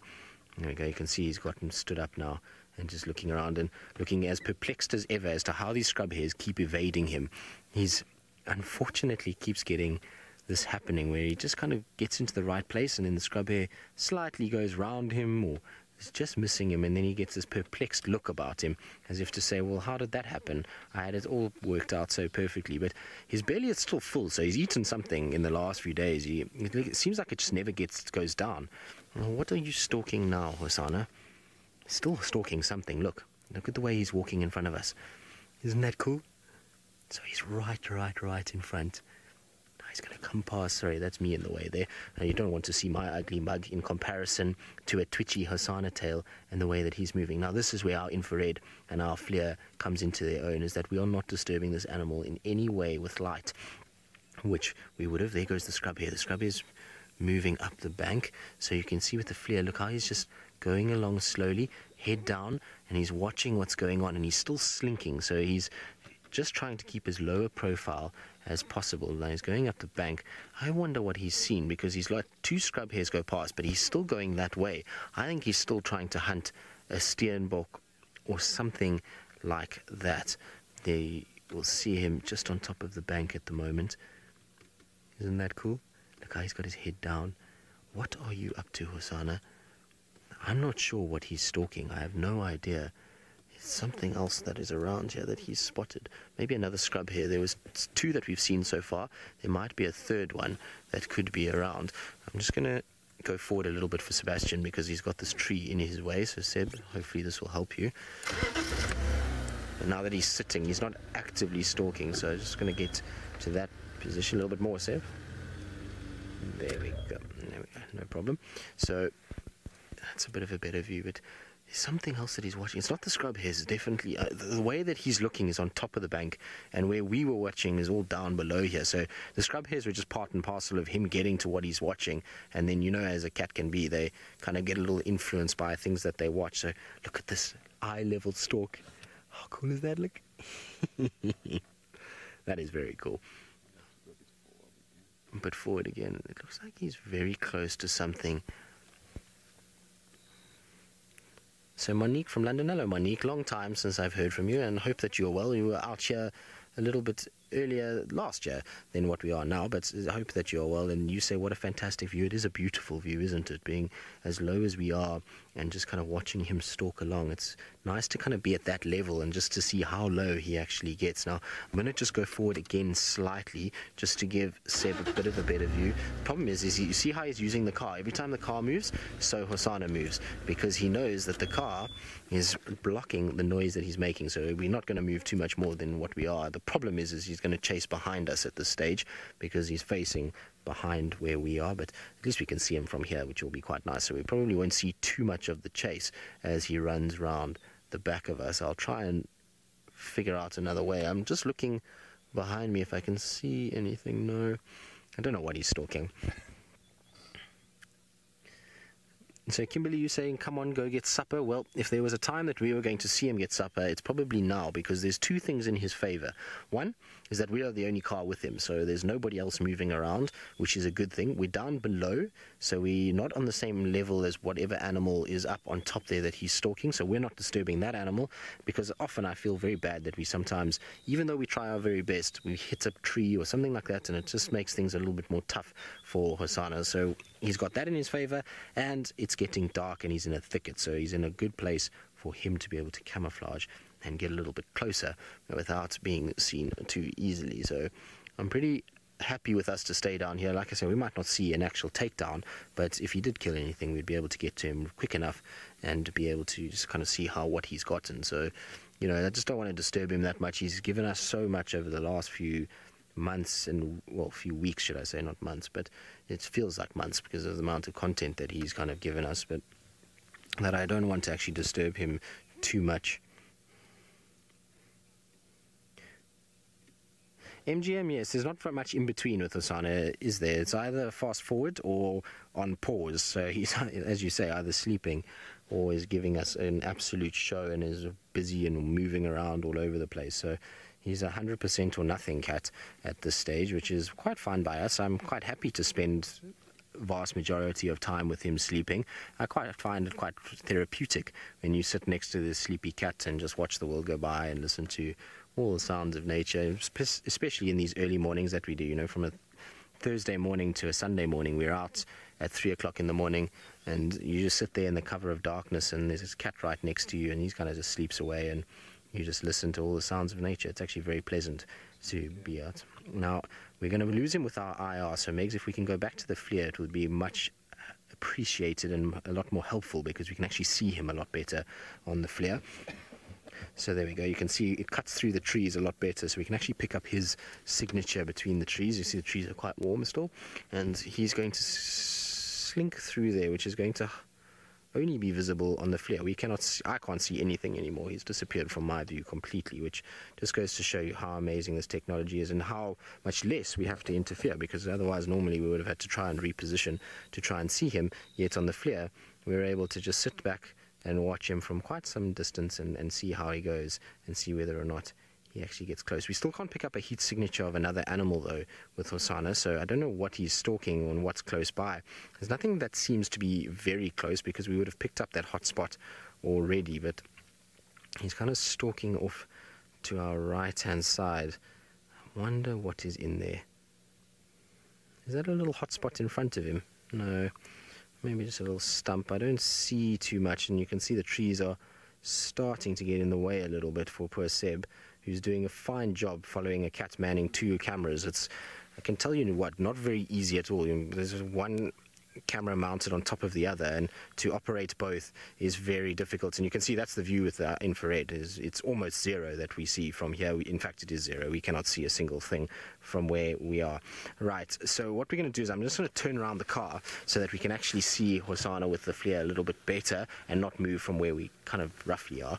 And while we do that, let's send you back across to David up in the Mara. And I wonder if he's got a better view of his lions, or if they're still giving him the runaround in the very, very long Mara grass. Well, after the 2 male lions that we saw, we did not realize very close to them there was a female lioness. And if you look 12 o'clock, James, we can have one, but just walking ahead of us. Let's see whether James is going to get it, just on the road, 12 o'clock. And she was very close to those two males, and she's walking, calling, and I got a feeling she is calling the rest of the pride. And Megan, the friend of control, says, beautiful, she's one of the largest female lioness I have seen here in a long time. She looks very big, and says, look at her. And she's to me, she's like calling other lions somewhere. We've got to move forward a little bit and find out where she could be going, or whether she can bring the rest of the pride out from where they're hiding. But I think there could be more from this area. It's not part of the Olololo pride now, this one. This is what we call the marsh breakaways, and we got a feeling the rest could be somewhere in the bush here. And those two boys we saw there that form part of the Triangle Boys, two males, they make the coalition, or is the coalition in charge of this. Is the second pride of lions we shall be seeing at the moment. She's still walking, and you're following her very closely. And we're going to stop here not to invade her space, and I'm sure James will take us back to her as we see her walk and find out where I should be walking. And there she is. Still walking, not with any intent to do anything, but she's just moving and moving. But as she moves, every few steps she calls. Ooh, ooh. I'm not very happy with her walking gait. She doesn't look very comfortable. I don't think she's at her best in terms of condition. As much as she looks big, let's follow her a little bit and see how far she will go. Let's see. Because most likely she's going to pick up the other pride. Either she was away or the other pride was away from her. And as we find out when or where she'll be getting the rest of the pride, let's find out, my favorite Hosanna boy, what he is up to. Well, Hosanna is just slowly coming down the bank towards us. I don't know what happened up there, because we moved, we didn't see him, and then we saw him just bolt off into the thicket, stop, and then turn around and come back this way again. So maybe it was another little scrub here that he managed to find somewhere up top there that he stalked and unfortunately missed. Now he's just sniffing the bush right in front of us because, well, this is just what he does. Hello, Hosanna. Is this not just ridiculous, having a cat on the front of your bonnet? Unfortunately, it is that time of the day, though, where we're all going to be heading back home. Dave is going to be doing the long drive back to camp, and, well, we're going to be here. You can actually hear him sniffing, which is quite amazing. But like I say, we're going to be heading back. It's been a wonderful afternoon. Steve has educated us with traditional Tuesday. Herbie's found us a leopard. We've spent an epic afternoon with him, and lions in the Mara. So it's been wonderful. From all of us, absolute pleasure. We'll see you all tomorrow morning on our sunrise safari.